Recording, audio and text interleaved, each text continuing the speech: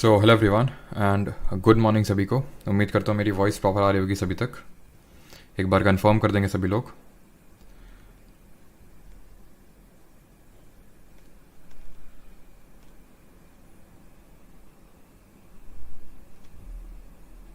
चलो, और आज हम लोग देखेंगे सबसे इम्पॉर्टेंट चैप्टर पॉलिटी का, and that is fundamental rights, जिसको हिंदी में बोलते हैं मौलिक अधिकार।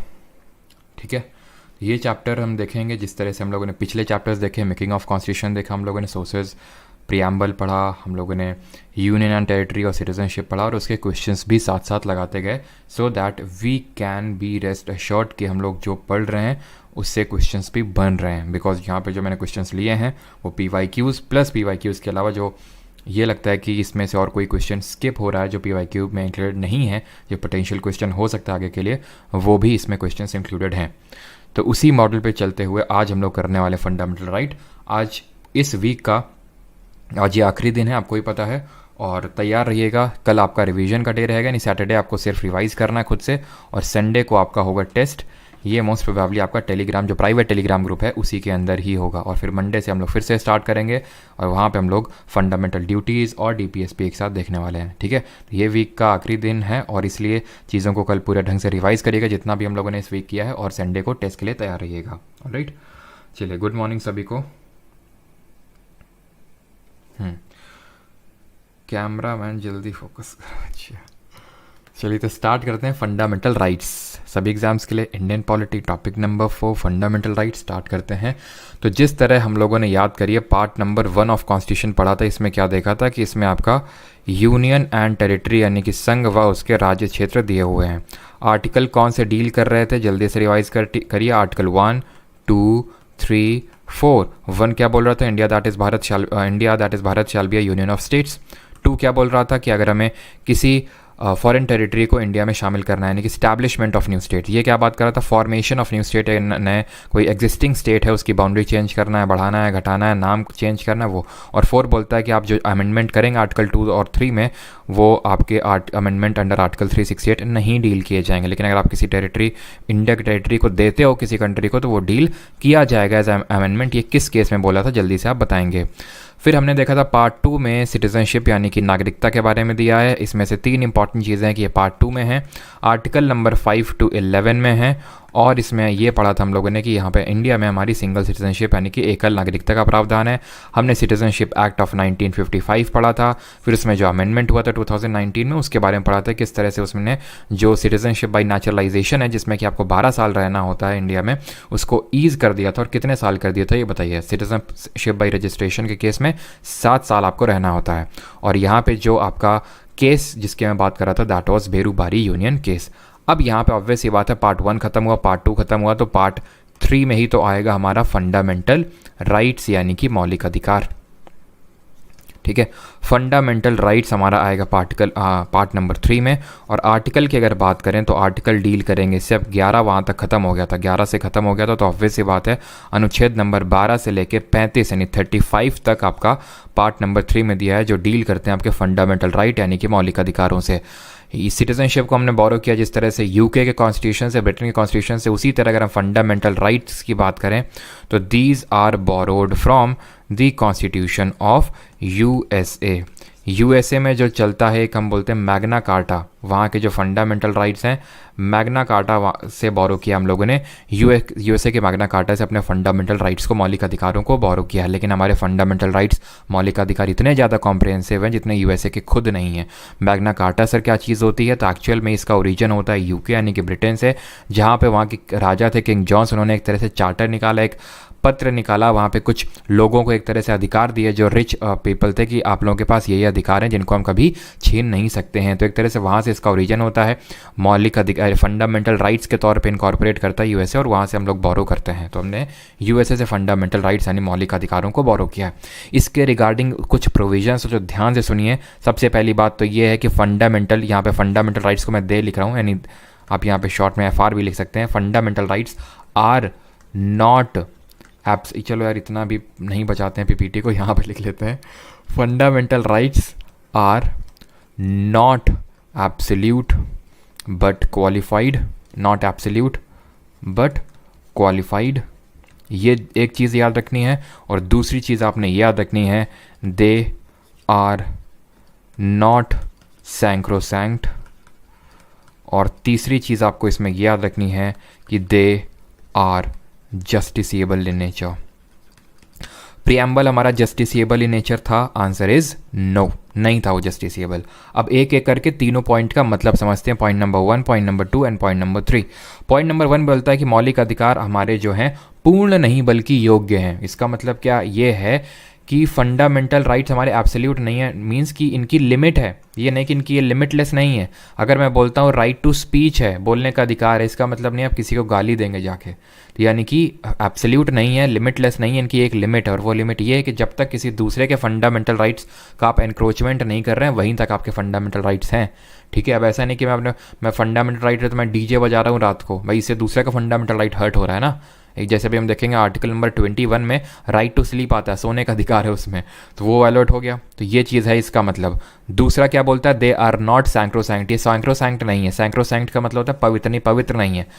इसको मैं बोल सकता हूँ परमानेंट भी, यानी दे आर नॉट परमानेंट। मतलब सर इसका मतलब है कि इनको छीना जा सकता है, किसके द्वारा, पार्लियामेंट के द्वारा। कब, कुछ सर्टेन ग्राउंड्स हैं, हम पढ़ेंगे, जैसे कि इमरजेंसी, वो आज का टॉपिक नहीं है, वो कोई दूसरा हम टॉपिक उसमें डील करेंगे जब इमरजेंसी का कोई आएगा, जहाँ पे हम नेशनल इमरजेंसी, स्टेट इमरजेंसी तो नहीं होता, उसको प्रेसिडेंट रूल बोलता है, और फाइनेंशियल इमरजेंसी, उसमें देखेंगे किस तरह से नेशनल इमरजेंसी के केस में हमारे फंडामेंटल राइट्स को रिस्ट्रिक्ट कर दिया जाता है। और आज ही हम देखेंगे किस तरह जब मार्शियल लॉ लगता है तब हमारे फंडामेंटल राइट्स को रिस्ट्रिक्ट कर दिया जाता है। तो इसलिए मैं बोल सकता हूँ कि दे आर नॉट सैंक्रोसैंक्ट और permanent, they are not absolute but qualified, they are justiciable, मतलब कि इनके विरुद्ध आपको, यानी ये वाद योग्य हैं। ये कैसे हैं, ये वाद योग्य हैं, इनके विरुद्ध आपको न्याय मिलेगा अगर आप कोर्ट जाएंगे। अब कैसे मिलेगा वो आज के लेक्चर में हम लोग देखेंगे। आई होप यहाँ तक सभी को चीज़ें क्लियर होंगी, बेसिक सी चीज़ें। अब यहाँ पे आते हैं हमारे 6 फंडामेंटल राइट्स। हमारे टोटल 6 मौलिक अधिकार हैं, इनको अभी नहीं देखेंगे। इनको देखने से पहले सबसे पहले तो मैंने आपको ये बताया कि आर्टिकल नंबर 12 से लेके 35 में हमारा डील करता है फंडामेंटल राइट्स। चलिए इनको ही पहले देख लेते हैं। तो हमारे 6 फंडामेंटल राइट्स हैं, मौलिक अधिकार हैं। राइट टू इक्वालिटी यानी समानता का अधिकार, राइट टू फ्रीडम स्वतंत्रता का अधिकार, right to freedom of from exploitation शोषण के विरुद्ध अधिकार, the right to freedom of religion यानी कि धार्मिक स्वतंत्रता का अधिकार, कल्चरल एंड एजुकेशन राइट सांस्कृतिक एवं शिक्षा संबंधी अधिकार, राइट टू कॉन्स्टिट्यूशनल रेमेडीज यानी संवैधानिक उपचारों का अधिकार। तो आपका चैप्टर हो गया खत्म, चलिए छुट्टी भाई सभी की। ठीक है, तो ये हमारे 6 फंडामेंटल राइट्स हैं। पहले ओरिजिनली जब हमारा कॉन्स्टिट्यूशन बना था, ठीक है, यहाँ पर मैं लिख देता हूँ, ओरिजिनली हमारे कॉन्स्टिट्यूशन में 7 फंडामेंटल राइट्स थे, बट एट प्रेजेंट कितने हैं, एट प्रेजेंट हमारे जो राइट्स हैं वो नोट्स में इसी तरह से लिखिएगा, ठीक है, जो नोट्स बना रहे हैं, तो 7 नहीं है, अब 6 है, यानी एक जो है हटाया जा चुका है।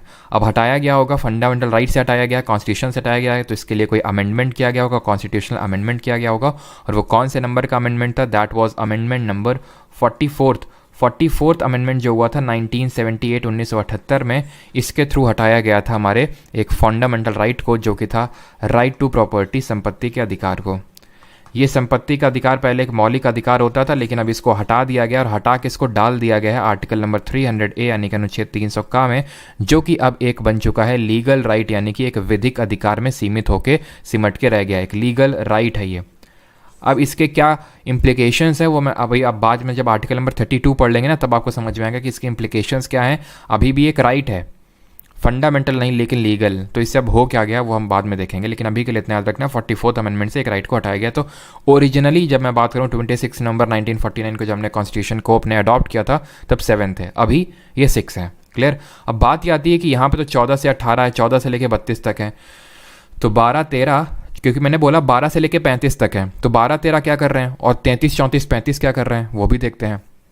और 30 से लेके 31 में ही पहले हमारा था ये राइट टू प्रॉपर्टी यानी कि संपत्ति का अधिकार, तो हट चुका है। अभी कुछ 31A, B हैं, उनको भी देखेंगे, लेकिन उससे पहले हम ये देखते हैं कि आर्टिकल नंबर 12 और 13 किसकी बात करते हैं, अनुच्छेद 12 और 13 किसकी बात करते हैं। तो 12 बात करता है, it defines the term state for the purpose of fundamental rights. मौलिक अधिकार जब हम चैप्टर पढ़ते हैं कॉन्स्टिट्यूशन में, तो वहाँ state state state state state ये वर्ड बहुत हर जगह यूज़ होता है।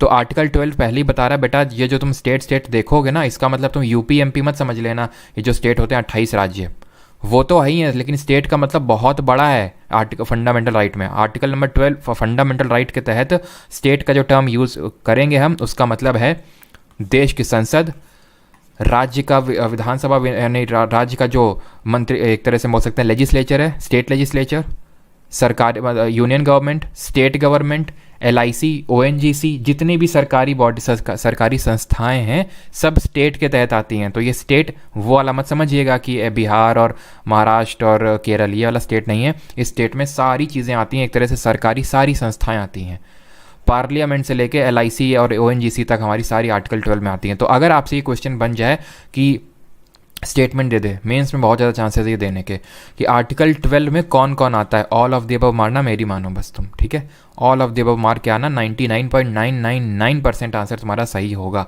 अनटिल एंड अनलेस कि तुम्हें लगे नहीं ये तो स्टेट में हो ही नहीं सकता है, मतलब सब कुछ है आर्टिकल 12 में, ऐसे तुम समझ लो।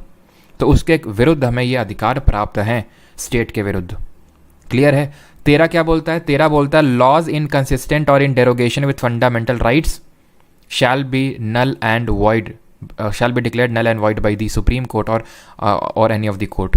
मतलब ये बोलता है कि any law which is in contravention with the fundamental rights shall be declared null and void by the courts। इसका मतलब मैं फिर से रिपीट करता हूँ, इसका मतलब ये है कि अगर हमारा कोई भी कानून बनता है, कानून बनाता कौन है? लेजिस्लेचर सेंटर लेवल पे भी होता है, स्टेट लेवल पे भी होता है। तो अगर कोई ऐसा कानून बनाता है जो मौलिक अधिकार का हनन करता है, उसका वॉलेशन करता है, तो कोर्ट के पास पावर है कि उसको नल एंड वॉइड डिक्लेयर कर सकता है, यानी कि उसको अनकॉन्स्टिट्यूशनल, असंवैधानिक घोषित करता है। ये 13 बात करता है। अब ये लॉ में क्या क्या आएगा? तो लॉ में इंक्लूड ऑर्डिनेंस, ऑर्डर, मतलब वो मेन वाले तो लॉ आएंगे जो हमारे बनाएगा, एक तो जो जनरल लॉ होते हैं, लेकिन इसमें अध्यादेश भी आ जाता है। ऑर्डर, अध्यादेश क्या होता है हम देखेंगे। राष्ट्रपति और राज्यपाल के पास कुछ एक्स्ट्रा शक्तियाँ होती हैं, उसको हम बोलते हैं लॉ बनाने की, उसको ऑर्डिनेंस बोलते हैं। बाई लॉ यानी जो टेम्परेरी लॉ होता है, रेगुलेशन, नोटिफिकेशन, कस्टम, यूजेज, सब कुछ। जैसे आर्टिकल नंबर 12 में स्टेट के तहत सब कुछ आ रहा था, वैसे अनुच्छेद 13 के तहत सब कुछ आता है इसमें लॉ के तहत। Law in force includes laws passed by the legislature और other competent authority in the territory of India before the commencement of the constitution not previously repealed. सब कुछ आता है। अब बात ये आती है, यहाँ पे एक प्रोविजन आता है, क्या कॉन्स्टिट्यूशनल अमेंडमेंट को लॉ डील किया जाता है? इस कॉन्स्टिट्यूशनल अमेंडमेंट यानी संवैधानिक संशोधन को हम लॉ डील करते हैं? तो आंसर इज नो। लेकिन सुप्रीम कोर्ट ने KBC case the famous Kesavananda Bharati case, या बार बार देखोगे केशव नंदा भारती केस हुआ था एक 1973 में, ठीक है। इसमें सुप्रीम कोर्ट ने ये बोला कि ठीक है कॉन्स्टिट्यूशनल अमेंडमेंट को डील तो नहीं किया जाएगा फंडामेंटल राइट के मतलब आर्टिकल 13 के तहत, बट दैट डजंट मीन कि तुम संविधान में कोई संशोधन कर दोगे और ऐसा बहुत बड़ा चेंज कर दोगे और हम कुछ बोलेंगे ही नहीं। क्योंकि आर्टिकल 13 क्या बोलता है कि ये कोर्ट की जिम्मेदारी बनती है, ये एक तरह से जिम्मेदारी दी है उनको कि अगर कोई भी ऐसा कानून बन जाता है जो कि मौलिक अधिकारों का हनन करता है तो उसको आप नल एंड वॉइड डिक्लेयर करो। लेकिन इसमें लिखा है कॉन्स्टिट्यूशनल अमेंडमेंट को लॉ के तहत लॉ डील नहीं किया जाएगा। इसका मतलब है कि जो हमारा पार्लियामेंट है वो संविधान में संशोधन करके कोई भी फंडामेंटल राइट छीन सकता है। तो केशव नंदा भारती केस में बोला सुप्रीम कोर्ट ने ठीक है हम उसको लॉ के तहत डील तो नहीं करेंगे, लेकिन अगर तुमने बेसिक स्ट्रक्चर मूल ढांचे को तोड़ने की कोशिश करी तो उसको हम नल एंड वॉइड डिक्लेयर कर सकते हैं। अब ये बेसिक स्ट्रक्चर क्या है, ये संविधान में कहीं पे भी लिखा हुआ नहीं है। It is nowhere written in the constitution. ये बस सुप्रीम कोर्ट की ruling in the case of Nanda Bharati case में निकल के आया, जिसमें कि सुप्रीम कोर्ट ने बोला कि ये सारी चीज़ें बेसिक स्ट्रक्चर में आती हैं, जो कोई आपको जानने की ज़रूरत नहीं है, उनको नहीं छेड़ सकता है हमारा जो पार्लियामेंट है फिर state legislature. Is that clear? Article number 12 और 13 क्लियर है सभी को? तब मैं आपको बढ़ूँ एक्चुअल और फंडामेंटल राइट में आएंगे। उसने पहले ही बोल दिया है कि आर्टिकल 12 में क्या है स्टेट की डेफिनेशन, 13 में क्या है कि कोई भी लॉ बनेगा वो नल एंड वॉइड डिक्लेयर कर दिया जाएगा अगर वो फंडामेंटल राइट के विरुद्ध है तो। क्लियर है? चलिए अभी स्टार्ट करते हैं आर्टिकल नंबर 14 से। राइट टू इक्वालिटी, फिर से समझ लीजिए, राइट टू इक्वालिटी स्टार्ट कर रहे हैं हम, समानता का अधिकार, यानी आर्टिकल नंबर 14 to 18। 14 देखेंगे, 15 देखेंगे, 16 देखेंगे, 17 देखेंगे, 18 देखेंगे, उतना ही देखेंगे जितना एसएससी के लिए नीड है, ठीक है। क्योंकि इस टॉपिक में तकरीबन मुझे आई थिंक जब मैं सीडीएस वगैरह के लिए पढ़ाता हूँ 3 दिन लगते हैं मेरे को, लेकिन यहाँ पे मैं यहाँ पे ख़त्म कर दूंगा विद क्वेश्चंस भी, और आप क्वेश्चन उठा के देख लीजिएगा। जब कोई क्वेश्चन ना बने ना सीधे मेरे को व्हाट्सएप करो आपकी सर ये हम लोगों ने पढ़ा तो ये हम लोग बन नहीं रहा है। मैं तो खुला चैलेंज दे रहा हूँ आपको, ठीक है। चलिए, रिपीट दी लास्ट स्टेटमेंट। कौन सा लास्ट स्टेटमेंट? मैं वही रजत शर्मा, कोई मैंने नया स्टेटमेंट नहीं दिया। मैंने बोला कि अगर कोई भी लॉ का कोई भी कानून बनता है जो मौलिक अधिकारों के विरुद्ध होता है तो उसको अनकॉन्स्टिट्यूशनल, असंवैधानिक घोषित करने की शक्ति हमारे कोर्ट्स के पास होती है। Now coming on to the article number 14। Article 14 अनुच्छेद 14 बोलता है the state should not deny to any person equality before law and equal protection of law. Article 14 uses two expressions, equality before law and equal protection of law. Hindi में बताता हूँ, कानून के समक्ष समानता और कानून का समान संरक्षण। इक्वालिटी बिफोर द लॉ का मतलब होता है कानून के समक्ष समानता, और इक्वल प्रोटेक्शन ऑफ लॉ का मतलब होता है कानून का समान संरक्षण। इसका मतलब समझ लो जल्दी से। ये बोलता है कि हर कोई कानून के सामने समान है, कोई प्रिविलेज नहीं, किसी को प्रिविलेज नहीं है कि इसी वजह से जो मैंने आपको बोला नहीं था, जो अन्याय की मूर्ति होती है वो पट्टी बांधे हुए, दैट डजंट मीन कि वो अंधी है, दैट मीन्स कि वो उसके लिए हर कोई बराबर है। अडानी हो चाहे आप हो, चाहे फिर कोई स्लम में रह रहा हो कोई बंदा हो, वो सब लोग समान हैं। लेकिन दूसरा बोलता है इक्वल प्रोटेक्शन ऑफ लॉ। इसका मतलब थोड़ा मतलब सिमिलर से लग रहे हैं लेकिन अंतर है। अंतर ये है कि इक्वल प्रोटेक्शन ऑफ लॉ का मतलब होता है like should be treated alike. Sir इसका मतलब क्या होता है? Like should be treated alike का मतलब होता है जैसे फॉर एग्जाम्पल गवर्नमेंट जो है कुछ सब्सिडी दे सकती है, कुछ भी कर सकती है जो मतलब बहुत ही सोशली या फिर इकोनॉमिकली बहुत बैकवर्ड हैं, उनको कुछ स्पेशल वो दे सकती है, प्रिविलेज दे सकती है, हम बोल सकते हैं, फिर स्पेशल कुछ अधिकार दे सकती है जो नॉर्मल जनता के लिए नहीं होंगे। ये मान लेते हैं, ये जैसे फॉर एग्जांपल ये हैं जो 8 लाख साल से ज़्यादा का कमाते हैं ये लोग, ये हैं जो 8 लाख से कम का कमाते हैं, इनको 10% रिजर्वेशन मिलेगा गवर्नमेंट जॉब्स पे। तो ये जो सेक्शन है वो ये नहीं बोल सकता ये तो डिस्क्रिमिनेशन हो रहा है, ये तो इनको तो ज़्यादा प्रिविलेज मिल रहा है हमसे, तो ये प्रिविलेज नहीं कहलाता है। ये कहलाता है कि सेम ग्रुप को, यही बोलता है ये इक्वल प्रोटेक्शन ऑफ लॉ, कि सेम ग्रुप को सेम तरह से ट्रीट किया जाएगा। कहने का मतलब है कि सब्सिडी मिलती है जैसे 2 रुपये PDS के तहत, पब्लिक डिस्ट्रीब्यूशन स्कीम के तहत, कि 2 रुपये में गेहूँ और 3 रुपये में चावल, तो अडानी अंबानी कल को नहीं बोलेंगे हमको भी चाहिए। क्यों? क्योंकि वो ग्रुप को सिमिलर तरह से उसको अलग तरह से ट्रीट किया जाएगा और इस जो अडानी अंबानी वाला ग्रुप है इनको अलग तरह से ट्रीट किया जाएगा, लेकिन विद इन द ग्रुप इनको सेम ट्रीट किया जाएगा। ये नहीं, in with in the group discrimination नहीं हो सकता। आई होप आप समझ पा रहे हो। अगर नहीं समझ पा रहे हैं कोई दिक्कत नहीं, सीधा रट्टा मारो। आर्टिकल 14 का मतलब है equality before law and equal protection of law. Equality before law का जो कॉन्सेप्ट है, जो पहला वाला, ये अंग्रेजों के यहाँ से लिया है, यानी यूके यानी ब्रिटेन से लिया है, और इक्वल प्रोटेक्शन ऑफ लॉ ये हमने लिया अमेरिका के संविधान से। क्लियर हो गया यहाँ तक?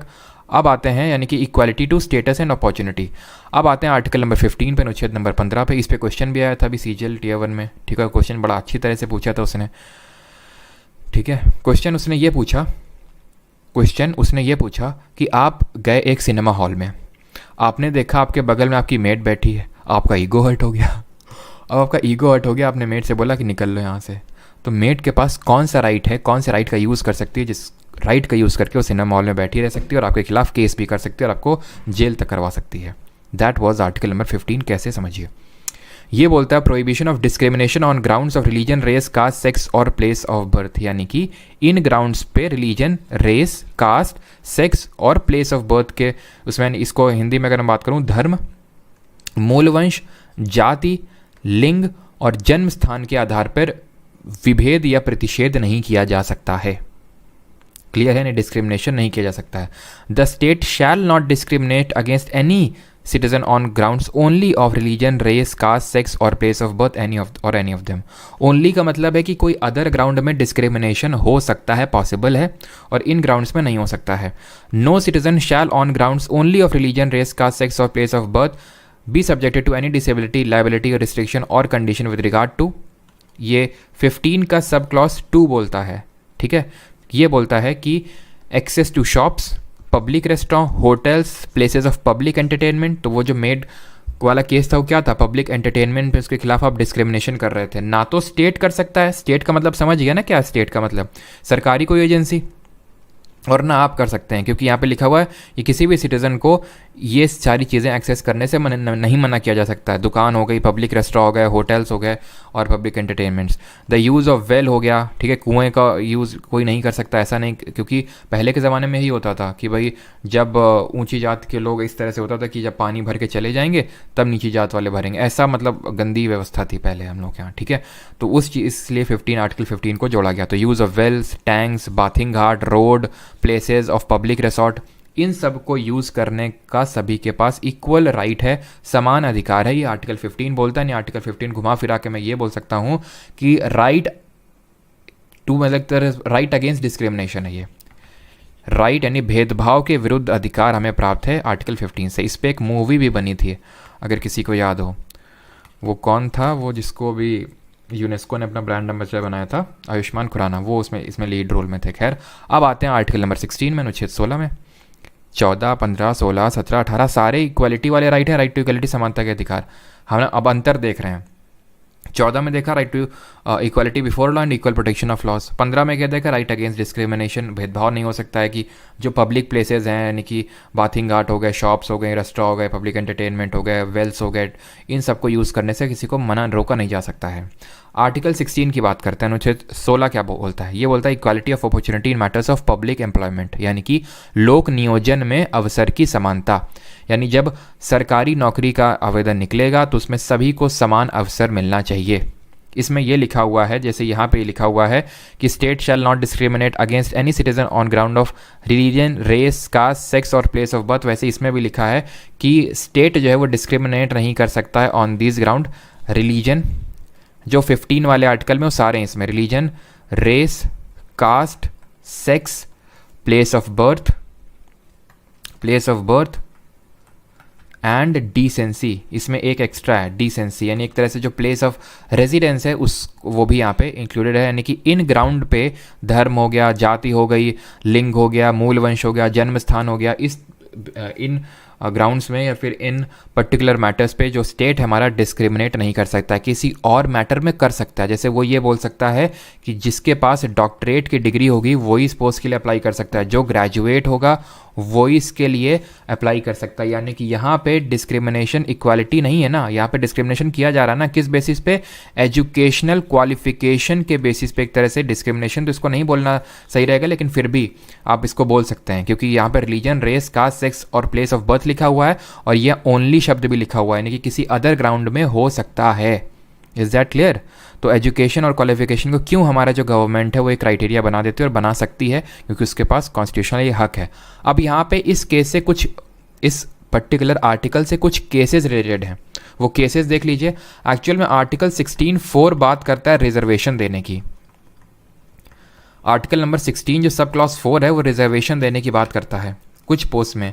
अब रिजर्वेशन जो है राइट टू इक्वालिटी का बिल्कुल भी वॉल्यूशन नहीं है। क्यों? क्योंकि याद करिए आर्टिकल 14 में क्या बोला गया है, right to equal protection of laws, like should be treated alike. ठीक है, तो वो पहले से हमारे अनप्रिविलेज थे, तो उनको मेन स्ट्रीम में लाने के लिए वो रिजर्वेशन की प्रथा जो है चालू की गई है। तो आर्टिकल 16(4) रिजर्वेशन की बात करता है, रिजर्वेशन इन अपॉइंटमेंट।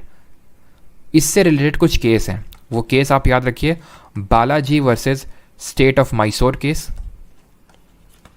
अब इनमें क्या हुआ वो सारी चीज़ें हमें जानने की जरूरत नहीं है एसएससी एग्जाम पर्सपेक्टिव से, सीधा आपसे केस पूछता है और आर्टिकल पूछता है। तो Balaji versus state of Mysore case, और एक आपका केस था देवदसन, ठीक है, Devadasan versus union of India case, ठीक है, यूनियन ऑफ इंडिया केस। और एक फेमस केस है that is called as Mandal commission case, और उसको बोलते हैं इंदिरा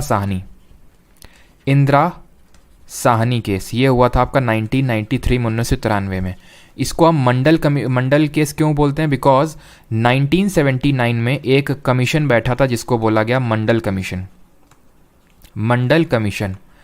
ये था आपका सेकंड बैकवर्ड क्लास कमीशन, दूसरा बैकवर्ड क्लास कमीशन था, जिसको इसलिए अपॉइंट किया गया था तो देखो कि क्या बैकवर्ड क्लासेस जो हमारी ओबीसीज हैं उनको भी क्या रिजर्वेशन की ज़रूरत है, क्योंकि तब तक ओबीसीज को नहीं, सिर्फ एससीज और एसटीज को ही रिजर्वेशन मिलता था।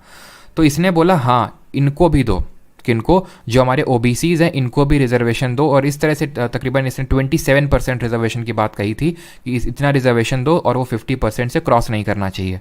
सरकार ने डिस्कस तो हुआ पार्लियामेंट में एक दो बार, लेकिन इस पर कोई एक्शन नहीं लिया गया। एक्शन लिया गया जब हमारी आई वीपी सिंह जी की गवर्नमेंट। वीपी सिंह ने रिजर्वेशन दे दिया ओबीसीज़ को, ओबीसीज़ को इन्होंने रिजर्वेशन दे दिया और बोला कि हाँ इतना 27% रिजर्वेशन मिलेगा, और इन्होंने जो इकोनॉमिकली बैकवर्ड क्लासेस थी उनको भी रिजर्वेशन देने की बात कही। तो फिर जो इंदिरा साहनी केस था, ठीक है, और इसमें इंदिरा साहनी केस में इसके बाद 1993 में आता है, और इंदिरा साहनी केस में हमारी कोर्ट ने ये बोला कि, और इसमें 9 जजेस बेंच थी, 6 और 3 के रेशियो में कोर्ट ने ये बोला कि एक तो जो रिजर्वेशन होना चाहिए वो सोशल बेसिस पे होना चाहिए, इकोनॉमिक बेसिस पे नहीं। तो जो आप इकोनॉमिक बेसिस पे जो इकोनॉमिकली अभी होता है ना, ईडब्ल्यूएस को रिजर्वेशन मिलता है इकोनॉमिकली वीकर सेक्शन को, वो पहले इंट्रोड्यूस किया गया था लेकिन उसको खारिज कर दिया गया था। और ये बोला गया था इंदिरा साहनी केस में कि प्रमोशन में, वैसे तो ये सारी चीज़ें आपसे पूछता नहीं बट फिर भी यहाँ पे क्योंकि इंदिरा साहनी केस काफ़ी फेमस है और इस पर CGL Tier 1 में इसी बार क्वेश्चन बना है, इसलिए थोड़ा सा बता रहा हूँ। तो प्रमोशन में रिजर्वेशन नहीं चलना चाहिए, रिजर्वेशन नहीं होना चाहिए, और जो रिजर्वेशन है वो 50% एक्सीड नहीं करना चाहिए। ये दो बातें बोली थी हमारे इंदिरा साहनी केस में। बस इतना ही हमें ध्यान रखना। आर्टिकल 16 से रिलेटेड हैं तीनों केसेस, बालाजी वाला केस, देवदसन वाला और इंदिरा साहनी केस। अब आते हैं आर्टिकल 17 पे। आर्टिकल 17 में बस इतना याद रखना है कि ये छुआछूत, जिसको कि हिंदी में बोलते हैं अस्पृश्यता, अस्पृश्यता का उन्मूलन की बात करता है, यानी छुआछूत नहीं की जा सकती, वो आर्टिकल नंबर 17 बोलता है। अभी मैं आपको एक ट्रिक भी बता दूंगा जिससे आपको काफ़ी सारे आर्टिकल आप याद हो जाएंगे आराम से, लेकिन पहले समझना इंपॉर्टेंट है। तो अनुच्छेद 16 अनटचेबिलिटी की बात करता है, इसमें और कुछ ज़्यादा समझने की ज़रूरत है नहीं। इसके बाद आते हैं आर्टिकल नंबर 18 में, अनुच्छेद नंबर 18। अनुच्छेद 18 बोलता है अबॉलिशन ऑफ टाइटल। क्या बोलता है ये? एबॉलिशन ऑफ टाइटल, यानी कि जो हमारी सरकार या फिर जो स्टेट है ना, स्टेट वो टाइटल नहीं दे सकता है, यानी कि जो सरकार है वो उपाधि नहीं दे सकती है। लेकिन आप ये सुनते होंगे जैसे उपाधि किस तरह की, महाराजा हो गए, खाना हो गए, दीवान हो गए, ये सारे टाइटल्स नहीं दिए जा सकते हैं, क्योंकि कहीं ना कहीं ये जो पुरानी हमारी व्यवस्था थी जहाँ पे कुछ लोगों को ऊपर और कुछ लोगों को नीचे, यानी कि इक्वालिटी को ठेस पहुंचाने वाला ही सिस्टम है इक्वालिटी, एक टाइटल देने का सिस्टम। लेकिन आप सुनते होंगे डॉक्टर की डॉक्टर की कोई लोग उपाधि लगा लेते हैं, इंजीनियर की लगा लेते हैं, ठीक है, किसी को हम भारत रत्न बोल देते हैं, भारत रत्न सचिन तेंदुलकर। तो ये टाइटल दे सकती है हमारा स्टेट। इसके पीछे का लॉजिक ये है कि किसी की एजुकेशनल या फिर मिलिट्री एक्सीलेंस को ऑनर करने के लिए हमारी स्टेट टाइटल्स दे सकती है, यानी कि सरकार सैन्य व शैक्षणिक क्षेत्रों में टाइटल्स दे सकती है। क्यों? क्योंकि उस बंदे ने मेहनत करके वो टाइटल उपाधि हासिल की है, उसको वो खैरात में हेरिडेटरी तौर पे नहीं मिली कि अगर मेरे पापा महाराजा थे तो मुझे भी महाराजा बोला जाएगा। वो फिर मैंने गेन नहीं किया, वो बस मुझे खैरात में हेरिडेटरी मिल गई। तो हेरिडेटरी टाइटल्स को एलिमिनेट करना मेन एम है आर्टिकल नंबर 18 का। समराइज कर लेते हैं, और किसी का कोई डाउट हो तो जरा पूछिए इन चारों आर्टिकल्स में, पांचों आर्टिकल्स में, ठीक है। 14 क्या बात करता है? Equality before law and equal protection of law. 15 prohibition of discrimination only on the ground of religion, race, caste, sex of place of birth, यानी कि इसमें आपको पब्लिक प्लेसेस यूज करने से मना नहीं किया जा सकता है। 16 बात करता है कि लोक नियोजन में अवसर की समानता, यानी कि equality of opportunity in terms of public employment. 17 अस्पृश्यता का उन्मूलन, एबॉलिशन ऑफ अनटचेबिलिटी। और article number 18 abolition of title, military academic distinctions are however exempted. Titles abolished हैं लेकिन मिलिट्री एकेडमिक वाले टाइटल्स एग्जेम्प्टेड नहीं हैं, ठीक है, नो डाउट। सर कोर्स कैसे लें? एप्लीकेशन है परमार अकेडमी, वहाँ से। सर अंकिता को क्या है सर? आर्टिकल 16 फॉर करंट में भी है 2021, ये भी बताइए। बिल्कुल है, करंट में बिल्कुल है। क्लियर है यहाँ तक सभी को?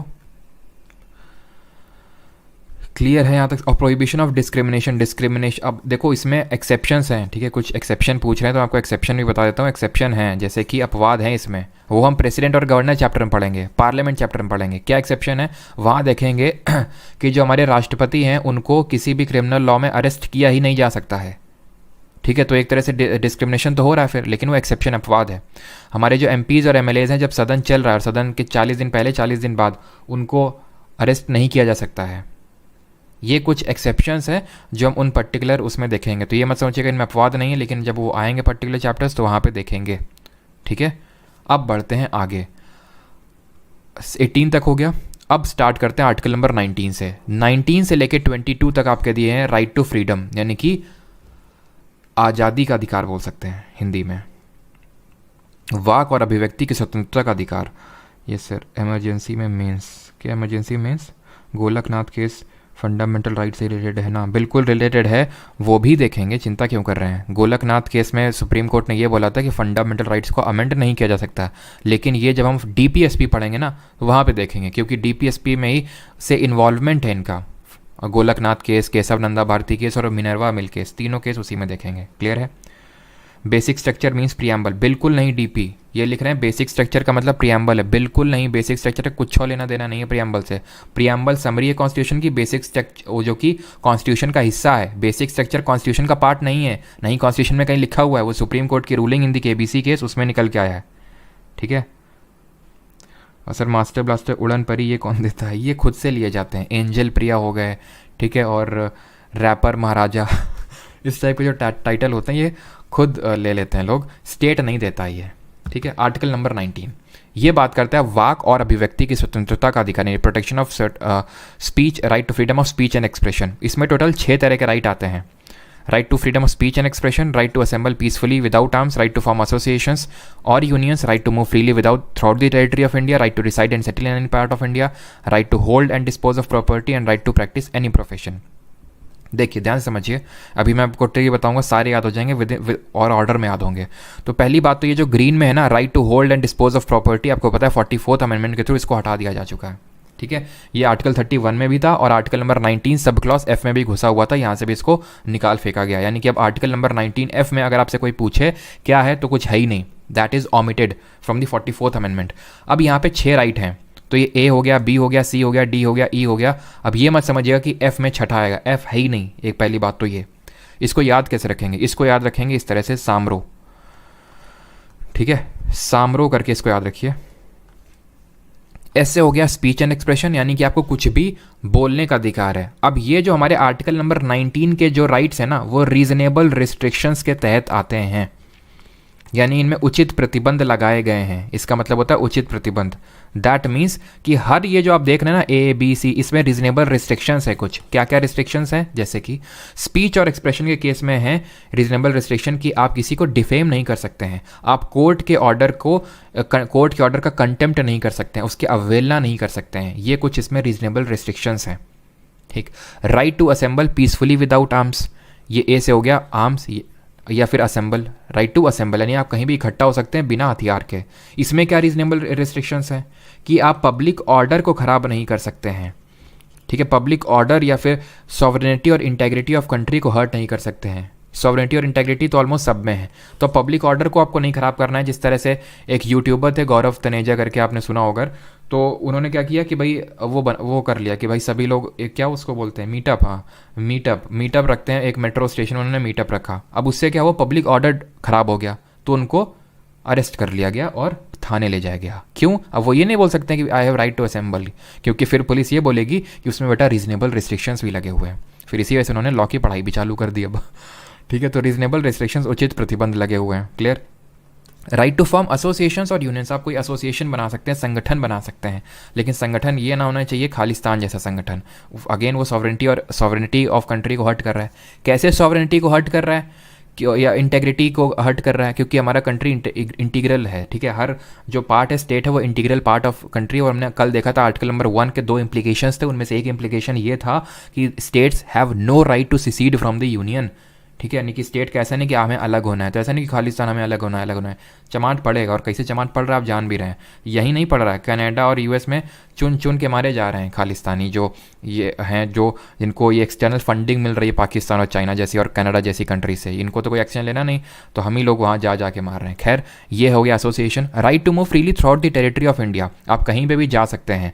अब इसमें क्या रीजनेबल रिस्ट्रिक्शन है, जो जैसे हमारे प्रोस्टिट्यूट्स वगैरह हो गए, वो हर जगह नहीं जा सकते हैं पब्लिक प्लेसेस पे। आप भी कई जगह, जैसे नॉर्थ ईस्ट में चले जाइए, कई जगहों में ILP सिस्टम है, इनर लाइन परमिट इसको बोलते हैं, कि आपको जैसे आप पासपोर्ट लेके जाना पड़ता है दूसरी कंट्री में, उसी तरह कुछ एरिया हमारे नॉर्थ ईस्ट में अगर आप चले जाओ तो वहाँ पे इनर लाइन परमिट लेना होगा, तब आपको जाना होगा। कुछ ऐसे एरिया जहाँ पे आप जा ही नहीं सकते हैं। अब ये नहीं बोलेंगे I have right to move freely throughout the territory of India. Reasonable restriction है कि अगर कहीं पे स्टेट ने रिस्ट्रिक्ट कर रखा है तो वहाँ पर आप नहीं जा सकते हैं। कंसिडरिंग कि वो थोड़ा सा काफ़ी एक सेंसिटिव जोन हो सकता है वो। To reside and settle in any part of India, आप कहीं पे भी घर ले सकते हैं, इसमें भी एक्सेप्शन है। पहले इसमें एक्सेप्शन होता था आर्टिकल नंबर 35A, अनुच्छेद 35 का, जो ये बोलता था कि आप जम्मू कश्मीर में ऐसी प्रॉपर्टी नहीं ले सकते, लेकिन आप जानते हैं कि उसको अब ख़त्म किया जा चुका है। लेकिन अब इसमें क्या है, जैसे कि right to move freely throughout the territory of India में रीजनेबल रिस्ट्रिक्शन है, वही रीजनेबल रिस्ट्रिक्शन इसमें भी है कि सरकार बोल सकती है कि आप इस पर्टिकुलर, जैसे कि फॉर एग्जांपल कहीं पे ट्राइबल ग्रुप है, आपको अंडमान निकोबार में आप ऐसे नहीं बोल सकते अंडमान निकोबार इंडिया का एक इंटीग्रल पार्ट है तो वहाँ पर हमें घर लेना है। घर क्या लेना, आप जा भी नहीं सकते कुछ ऐसे एरिया जहाँ पे हमारे ट्राइब्स रहती हैं, ठीक है। तो वो रीजनेबल रिस्ट्रिक्शंस हैं, ये तो हटाया जा चुका है। और जी बात करता है टू प्रैक्टिस, तो याद रखिएगा अगर मैं पूछ लूँ छठा राइट कौन सा है, तो छठे के मैं बात कर रहा हूँ रीजनिंग वाला, ये मत लगा देना कॉन्सेप्ट कि एफ जो है सिक्स्थ होता है, ठीक है। यहाँ पे जो जी है इसमें आपका सिक्स फंडामेंटल राइट लिखा हुआ है आर्टिकल नंबर 19 के तहत, and that is to practise any profession और टू डू और to carry on any occupation, trade और बिजनेस, यानी आप कोई भी धंधा कर सकते हैं। रीजनेबल रिस्ट्रिक्शन इसमें क्या हो सकता है, उचित प्रतिबंध कि धंधा कर सकते हैं, दैट डजंट मीन कि मैं मानव तस्करी करूंगा, मैं ड्रग ट्रैफिकिंग करूंगा, ठीक है, ये सब नहीं चलेगा। तो ये एक्सेप्शन है इसमें, और इसके अलावा आप कोई भी धंधा कर सकते हैं। ये हमारे आर्टिकल नंबर 19 के तहत। इसको याद करने की ट्रिक क्या है, साम रूप। एस से हो गया स्पीच एंड एक्सप्रेशन, ए से हो गया right to assemble, right to form association, right to movement, right to reside and settle in any part of India, right to occupation, साम रूप, ठीक है, सामरो। आते हैं अब आर्टिकल नंबर 20 पे, अनुच्छेद 20, ये बात करता है protection and respect of conviction for offences, यानी अपराधों के लिए सजा या फिर दोष सिद्धि के संबंध में संरक्षण प्राप्त है आपको आर्टिकल नंबर 20 के तहत। यानी अगर आपको अरेस्ट कर लिया जाएगा उसके बाद भी हमारे कॉन्स्टिट्यूशन ने आपको कुछ राइट्स दिए हैं कि आपके पास ये सारे राइट्स हैं, ठीक है। बिल्कुल आर्यमान सिद्धांत, उसमें कुछ रिस्ट्रिक्टेड एरियाज़ है, वहाँ पे आप नहीं जा सकते। उसका सीन अब मैं तुम्हें क्या बताऊँ, है यहाँ पे उतना डीप में आपको पढ़ने की ज़रूरत है नहीं कि उसका सीन आपको यहाँ पे क्रिएट करो। आर्टिकल नंबर 20 की अगर बात करें तो ये बात करते हैं अपराधों के लिए सजा या फिर दोष सिद्धि के संबंध में संरक्षण। आपको अरेस्ट कर लिया गया, ठीक है, जम की कुटाई हो रही है आपकी, एकदम समझ रहे हो इंटेंसिटी को मेरी, तो जम की कुटाई हो रही है, पुलिस आपसे बोल रही है कि कल बेटा तुम्हें वहाँ ले चलेंगे, कहाँ पे, कोर्ट में, और तुम्हें अपने खुद के खिलाफ गवाही। चलो एग्जाम्पल ले लेते हैं, इन तरह के एग्जाम्पल से आप बेटर समझ पाते हैं, ठीक है। तो चलिए यहाँ पे एग्जाम्पल लेते हैं। मान लेते हैं यहाँ पे हमारे, मान लेते हैं ये पर्सन है, पर्सन ए है, ठीक है। अब यहाँ पे मैं नाम ले लूँगा तो कुछ हर्ट हो जाएंगे। ये हमारे पर्सन ए है, ठीक है, मिस्टर ए है, और ये मिसेस बी है। मिस्टर ए जो है, मिस्टर ए और मिसेस बी घनिष्ठ मित्र हैं। किस तरह के मित्र हैं आप समझ सकते होंगे। तो इन्होंने क्या सोचा कि ये दुनिया, मतलब इन्होंने नेहा कक्कड़ का गाना सुना और इन्होंने बोला कि ये दुनिया हमें जीने नहीं देगी और चलो भाग चलते हैं अब यहाँ से, अब ये दुनिया हमें जीने नहीं देंगे और हम अकेले से रहना चाहते हैं, ठीक है, एक साथ, ठीक है। तो ये दोनों लोग आपसी सहमति से भागे, मिस्टर ए और मिसेस बी। फिर मिसेस बी के घर वाले जो है पहुंच गए, या फिर बीच रास्ते में ही रोक लिया। मिस्टर बी को तो भेज दिया घर, मिस्टर ए को ले गए थाने पकड़ के, और पुलिस वालों को दिए पैसे कि जम के सुताई करो इनकी, ठीक है, जम के सुताई करो और इनसे कबूलनामा कराओ कि इनसे जो है ज़बरदस्ती हम भगा के ले गए, ऐसे करके, ठीक है। अब ये जो पुलिस वालों ने बोला उनसे जी हुजूर, क्योंकि वो जो मिसेस बी थी वो काफ़ी अमीर घर की थी, तो उन्होंने खूब पैसा भरा थाने वालों को, पुलिस वालों को, कि इनको जम के इनकी पहले तो सुताई करो और इनसे ज़बरदस्ती, इनसे ये बुलाओ कि ये इन्होंने ज़बरदस्ती भगा के ऐसे करके ले गए हैं, और कल जो कोर्ट में इनकी जब पेशी होगी तो यही आप कबूलेंगे। तो पुलिस ने इनको खूब बोला और पुलिस ने खूब मारा, और मिस्टर ए कबूल भी गया कि ठीक है हम कल ये कबूल लेंगे कोर्ट में। कोर्ट में पेशी हुई, कोर्ट ने बोला ना ना ना ना ना, आप बार बार बोलोगे ये चीज़ कि नहीं मैं ज़बरदस्ती भगा के ले गया था, फिर भी कोर्ट नहीं मानेगा। कोर्ट पुलिस पे ये ओनस डालेगा, रिस्पॉन्सिबिलिटी डालेगा कि आप सारे तथ्य और गवाह हमारे सामने प्रेजेंट करो जिससे ये प्रूव हो कि ये मिस्टर ए मिसेस बी को ज़बरदस्ती भगा के ले गए थे। यानी कि ये है हमारा आर्टिकल 20, जो कि हमें ये राइट देता है कि हमको खुद के खिलाफ एक तरह से गवाह नहीं बनाया जा सकता। इसको बोलते हैं नो सेल्फ इंक्रिमिनेशन। इसी वजह से आर्टिकल 22 को शॉर्ट में कभी कभी सिनोनिमसली हम उसको नो सेल्फ इंक्रिमिनेशन भी बोल देते हैं। बट आर्टिकल 20 के तहत 3 कंपोनेंट्स आते हैं। नो एक्सपोस्ट फैक्टो लॉ, जिसका मतलब है कार्योत्तर विधि से संरक्षण, नो डबल जियोपार्टी, दोहरा दंड नहीं मिलेगा, और नो सेल्फ इंक्रिमिनेशन यानी कोई आत्म अभिशंसन नहीं होगा। तीसरा वाला तो आप समझ गए हो, नो सेल्फ इनक्रिमिनेशन, यानी आपको आपके खिलाफ गवाह नहीं बनाया जा सकता है। सिंपल सी बात यह है, चाहे भले आप बोलेंगे खुद भी, फिर भी कोर्ट नहीं मानेगा, क्योंकि ऑब्वियस सी बात है, पैसा देकर भी तो काम कराया जा सकता है, और ये कराया गया भी है। नो डबल जीओ पार्टी देखते हैं, यानी कि एक क्राइम के लिए आपको 2 बार सजा नहीं मिल सकती है। जैसे फॉर एग्जाम्पल, या फिर पहले देखते हैं नो एक्सपोज फैक्टो लॉ। इसका मतलब है कि मान लेते हैं ये मिस्टर ए हैं, ठीक है, इनको लगता है, क्या लगता है कि जैसे फॉर एग्जांपल मान लेते हैं कि एग्जांपल लेते हैं कि इनका चोरी करने का बहुत मन हुआ, कि भाई बगल वाले ने जो है लिया है मैकबुक, ठीक है, उसका मैकबुक कर लेते हैं चोरी। तो इन्होंने पूरा मैथ्स कैलकुलेट किया कि अगर मान लो कि मैंने मैकबुक चोरी कर लिया तो फ़ायदा कितना होगा, और अगर मान लो पकड़े गए चोरी में तो नुकसान कितना होगा, ठीक है। इन्होंने सारा कुछ देख लिया, तो उनको लगा यार चोरी में तो पकड़े भी जाएंगे तो क्या होगा, 1 महीने की जेल काट लेंगे, कोई दिक्कत नहीं है, ठीक है।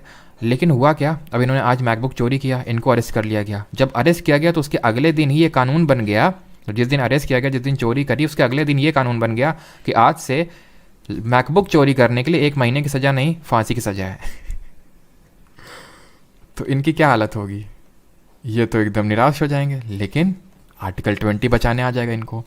आर्टिकल 20 का सब क्लॉज ए यही बोलता है, यही प्रोविजन इसमें, कि जिस समय कोई क्राइम कमिट किया गया है उस समय जो लॉ कहता है उस क्राइम के लिए जो सजा देता है वही मिलेगा, और यही है नो एक्सपोज फैक्टो लॉ, ठीक है। यानी कि पहले या फिर बाद के हिसाब के जो लॉ के हिसाब से आपको वो नहीं दिया जाएगा, जिस टाइम आपने चोरी की उस टाइम क्या लॉ कहता था उस हिसाब से आपको वो दिया जाएगा।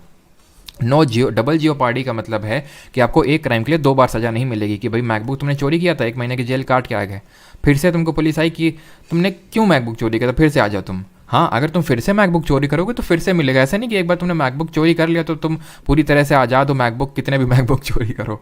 मतलब यहाँ पे ये है कि एक क्राइम के लिए आपको 2 बार सज़ा नहीं मिलेगी, आप दोबारा मैकबुक चोरी करोगे दोबारा चलो जेल, ठीक है। इस तरह से ये चीज़ें, इनमें भी एक्सेप्शन है, अपवाद हैं। जैसे नो सेल्फ इनक्रिमिनेशन में अपवाद ये है कि आपको आपका अंगूठा देने के लिए बोला जा सकता है, ब्लड स्पेसिमन देने के लिए बोला जा सकता है। इसमें एक्सेप्शन ये जो कि आपको लिखना नहीं है, बस बता रहा हूँ अगर बाई चांस आ जाए, क्योंकि थोड़ा सा डीप में चीज़ें चली जाती हैं, इतना भी आप याद रखोगे काफ़ी है, ठीक है। बस एक्सेप्शन आपको बता रहा हूँ। इसमें जो नो डबल जीओ पार्टी एडमिनिस्ट्रेटिव प्रोसीडिंग के खिलाफ वैलिड नहीं है। जैसे फॉर एग्जांपल आप गवर्नमेंट जॉब में जाते हो, आप वहाँ पे कोई चोरी करते हो, पहले तो कोर्ट सजा देगी, डिपार्टमेंट जब आओगे ना तो डिपार्टमेंट बोलेगा निकल लो यहाँ से, रेस्टिगेट कर देगा आपको। तो ये नहीं होगा कि नहीं हमको तो एक क्राइम के लिए 2 बार सजा मिल रही है, क्योंकि वो एडमिनिस्ट्रेटिव लेवल से आपके खिलाफ कार्रवाई हो रही है। नो एक्सपोज फैक्टो लॉ, इसमें क्या एक्सेप्शन है, जैसे ये सिर्फ क्रिमिनल लॉ के केस में एप्लीकेबल है, सिविल लॉ के केस में नहीं। क्रिमिनल लॉ होता है जैसे कि कोई क्राइम कर देना, मर्डर, चोरी, ये सब। सिविल होता है जैसे टैक्स ना भरना, ये सब वो सिविल क्राइम में आता है। जैसे आपने टैक्स नहीं भरा, ठीक है, मान लेते हैं आपने, और टैक्स की चोरी आपकी पकड़ ली गई, तो जो इनकम टैक्स वाले आएंगे बोलेंगे पिछले 4 साल से जो तुम वो कर रहे थे, पिछले 4 साल का तुम पे टैक्स पड़ेगा। तो वो मतलब बैक डेट से आ सकता है। बस ये अपवाद हैं छोटे छोटे। बाकी आर्टिकल 20 घुमा फिरा के क्या है, अपराधों के लिए सजा के संबंध में संरक्षण, और उसमें क्या है, कार्योत्तर विधि से संरक्षण, दोहरा दंड नहीं मिलेगा और कोई आत्म अभिशंसन नहीं होगा। अब आते हैं आर्टिकल 20 जो कि सबसे कॉम्प्रिहेंसिव राइट है, एकदम मोस्ट फंडामेंटल का भी फंडामेंटल राइट है, आर्टिकल नंबर 21, जो कि बात करता है किसकी, जीने के अधिकार की, राइट टू एंड बैंड का टोला। जो वीडियो भाई कमेंट में थोड़ा सा वैसे सिविलाइज तरीके से रहो, और अगर कोई डाउट होता है वो पूछो, है ना। इसी वजह से मैं कमेंट देखता भी नहीं हूँ, ठीक है। मैं खुद डिस्ट्रैक्ट हो जाता हूँ, तुम लोग ऐसे ऐसे कमेंट रहते हैं। जब डाउट होता है तो देखने में अच्छा भी लगता है कि यार डाउट पूछा है, चलो आंसर करने में भी मजा आएगा। खैर आर्टिकल 21 पे आते हैं। आर्टिकल 21 बोलता है किसी व्यक्ति को उसके प्राण या दैहिक स्वतंत्रता से विधि द्वारा स्थापित प्रक्रिया के अनुसार ही वंचित किया जाएगा, अन्यथा नहीं। देख रहे हो कितनी अच्छी हिंदी है मेरी। यानी कि no person shall be deprived of his life और personal liberty except according to procedure established by law. यानी कि किसी को भी उसके लाइफ से डिप्राइव नहीं किया जा सकता है except procedure establish by law. इसका मतलब ये हुआ, यही चीज़ गोपालन केस में आई। गोपालन केस में यही चीज़ सामने निकल के आई थी कि मतलब कि आपकी लाइफ से आपको डिप्राइव नहीं किया जा सकता है, लेकिन हाँ प्रोसीजर एस्टैब्लिश बाय लॉ से किया जा सकता है। इसका मतलब क्या, प्रोसीजर एस्टैब्लिश बाय लॉ का मतलब होता है कि विधि द्वारा स्थापित प्रक्रिया। विधि द्वारा स्थापित प्रक्रिया ये है कि कोई भी लॉ बनाना है तो लोकसभा से पास होगा, राज्यसभा से पास होगा, राष्ट्रपति से, की सहमति मिलनी चाहिए। सेम आपका स्टेट में है लेजिस्लेटिव असेंबली, और अगर लेजिस्लेटिव काउंसिल है तो वो यानी सभा, विधान परिषद और गवर्नर से सहमति। यानी अगर लॉ बनाने का जो प्रोसीजर है, अगर आप उसको फॉलो करके कोई लॉ बना रहे हो तो उससे आप किसी की लाइफ को डिप्राइव कर सकते हो, ये लिखा हुआ है प्रोसीजर स्टैब्लिश बाई लॉ। ये गोपालन केस में बोला हमारे सुप्रीम कोर्ट ने कि हाँ ये बात बिल्कुल सही है, लेकिन इस बात को फिर रिवर्स किया, यहाँ से मैं हटा देता हूँ इस चीज़ को, इस बात को फिर रिवर्स किया हमारे मेनका गांधी केस में। क्यों हुआ ये यहाँ पे मैं लिख देता हूँ मेनका गांधी केस, मेनका गांधी केस। इसमें हुआ क्या, मेनका गांधी जो है, हम जानते हैं मेनका गांधी कौन है, संजय गांधी की वाइफ, तो उनको विदेश जाना था, जाने नहीं दे रहे थे पॉलिटिकल रीजंस की वजह से, तो ये कोर्ट गई और उसमें बोला हमारे सुप्रीम कोर्ट ने कि हम प्रोसीजर स्टैब्लिश्ड बाय लॉ को ही नहीं बल्कि ड्यू प्रोसेस ऑफ लॉ को भी आज से अपनाते हैं। ड्यू प्रोसेस ऑफ लॉ मतलब इतना एक्सप्लिसिटली उसने नहीं बोला, लेकिन इसका मतलब क्या होता है वो समझ लो। प्रोसीजर स्टैब्लिश्ड बाय लॉ ये हमारे कॉन्स्टिट्यूशन में लिखा हुआ है, ड्यू प्रोसेस ऑफ लॉ हमारे कॉन्स्टिट्यूशन में लिखा हुआ नहीं है। इसका मतलब क्या होता है due process of law, procedure वाला तो समझ गए। ड्यू प्रोसेस ऑफ लॉ का मतलब है कि ऐसे नहीं कि तुम लोकसभा से पास कर दिए, राज्यसभा से पास कर दिए, प्रेसिडेंट से कर दिए और तुम सोचे वाओ अब तो हम कुछ भी करेंगे। अगर वो अनजस्ट और अनफेयर हुआ वो लॉ तो भी हम उसको नल एंड वॉइड डिक्लेयर कर सकते हैं। यानी कि सुप्रीम कोर्ट ने मेनका गांधी में अब थोड़ा सा वाइड स्टांस लिया, इसको लेके आर्टिकल 21। यहाँ पे नैरो स्टांस था गोपालन केस में, यहाँ मेनका गांधी केस में उसने वाइड स्टांस लिया और बोला कि आप प्रोसीजर तो फॉलो करोगे ही, प्लस वो फेयर और जस्ट भी होना चाहिए, नहीं होगा तो उसको नल एंड वॉइड डिक्लेयर कर देंगे। ये मेनका गांधी केस में बोला और मेनका गांधी को फिर अलाउ किया गया विदेश जाने के लिए। तो अब यहाँ आर्टिकल 21 का एक ये भी कॉम्पोनेंट है कि आप विदेश जा सकते हैं और विदेश से भारत आ सकते हैं। अभी देखिए जरा आर्टिकल नंबर 19 को। आर्टिकल नंबर 19 में इसलिए मैं आपको वापस लेके आ रहा हूँ बिकॉज यहाँ पे एक provision and that is right to move freely throughout the territory of India. Bharat में आप कहीं पे भी जा सकते हैं, यूपी से, एमपी से, बिहार से लेकर नॉर्थ ईस्ट से लेकर कहीं पे भी जा सकते हैं। लेकिन अगर आपको भारत देश से बाहर जाना है तो आप आर्टिकल 21 ये आपको राइट देता है। अगर भारत देश के अंदर आपको भ्रमण करना है आर्टिकल नंबर 19, बाहर से अंदर आना है तो आर्टिकल 21 ये राइट देता है। और ये मेनका गांधी में इस चीज़ को ऐड किया गया था। यानी ये राइट क्या है, right to life and personal liberty. अब यहाँ मैं आपको एक चीज़ बता दूं कि ये दो केसेस तो है ही हैं, लेकिन आर्टिकल 21 बहुत बड़ा है। इसी में मतलब इतना बड़ा है कि आप कुछ समझ, इसकी कोई लिमिट ही नहीं है। राइट टू इलेक्ट्रिसिटी, इलेक्ट्रिसिटी का अधिकार है आपको, सोने का अधिकार है, राइट टू स्लीप है, राइट टू ट्रैवल अब्रॉड है, मतलब इतने सारे राइट इसमें हैं। लेकिन हाँ एक यहाँ पे ऐड करिएगा कि ये राइट को आप घर में मत यूज़ करिएगा, ठीक है। फ्लाइंग चप्पल आएगी उसके लिए मैं जिम्मेदार नहीं हूँगा, ठीक है। राइट टू ट्रैवल अब्रॉड और राइट, और फिर इसमें जज साहब भी कुछ नहीं कर पाएंगे। फिर अगर मम्मी को आपको प्रेजेंट जैसे कि मम्मी ने आपको चप्पल मारी, ठीक है, कि सो क्यों रहा है इतनी देर तक, तो आप कोर्ट जाओगे, मम्मी के खिलाफ केस करोगे कि मुझे राइट टू स्लीप है, जज साहब को भी चप्पल पड़ सकती है। इसलिए ये आपको रिस्क नहीं लेना बिल्कुल भी, ठीक है। राइट टू रेप्यूटेशन, आपको पूरी रेप्यूटेशन का अधिकार है। मतलब ये तो मैंने 4 लिखे हैं, न जाने कितने हैं, 20 से भी ज़्यादा हैं। तो कहना मैं ये चाह रहा हूँ आपसे, अगर कोई आपको इस तरह का अजीब ऊट पटांग सा राइट दिख जाए और पूछे किस आर्टिकल में है, तो बोल देना आर्टिकल 21 में है। अब ऐसा नहीं कि तुम पढ़ो ही ना फंडामेंटल राइट और हर किसी को 21 में डाल दो। हमने सारे पढ़े ना, सारे हमें पता है। उसके बाद भी अगर आपको लगे राइट टू स्लीप इस तरह का थोड़ा सा अजीबो गरीब टाइप, तो आर्टिकल 21 मारना सीधे, ठीक। अब आते हैं आर्टिकल नंबर 21A में। यहाँ तक आर्टिकल 21 खत्म होता है। अब यहाँ पे आते हैं आर्टिकल नंबर 21A अनुच्छेद 21 का। ये बात करता है शिक्षा के अधिकार, राइट टू प्राइमरी एजुकेशन की बात करता है। राइट टू प्राइमरी एजुकेशन, सिर्फ शिक्षा का अधिकार बोलना गलत रहेगा, प्राइमरी एजुकेशन का आपको फंडामेंटल राइट है। यानी कि आप ये नहीं बोल सकते, जैसे फॉर एग्जांपल आप के लिए गवर्नमेंट स्कूल्स हैं, अगर आप शिक्षा लेना चाहते हैं स्कूल लेवल पे, और आपको कोई फीस वीस ये सब नहीं लगेगी, सब कुछ फ्री में गवर्नमेंट करके देगी। लेकिन एक पर्टिकुलर स्कूल पास करने के बाद आप ये नहीं बोल सकते ग्रेजुएशन में भी गवर्नमेंट कॉलेजेस में हमें पूरा अधिकार है। वो राइट नहीं है आपके पास। राइट है एजुकेशन का, लेकिन सिर्फ प्राइमरी एजुकेशन का राइट है। इस चीज़ को ऐड किया गया था कॉन्स्टिट्यूशन के 86th कॉन्स्टिट्यूशनल अमेंडमेंट से 2001 में हुआ था, फिर 2 में अप्लाई हुआ था एक्चुअल में, तो 2002 यहाँ पे ऐड कर सकते हो। 86th अमेंडमेंट ऑफ 2002 से इस चीज़ को ऐड किया गया था। जहाँ पे भी आप ABCD इस तरह से लिखा देखें, समझ जाएं कि उस चीज़ को अमेंडमेंट से ऐड किया गया था। जिस तरह अगर कपड़े में आप कोई भी ऊपर से स्टिचिंग करते हो तो अलग से समझ में आ जाती है, उसी तरह से AB कहीं पे लिखा है, दैट मीन्स कि इसको अमेंडमेंट से ऐड किया गया है।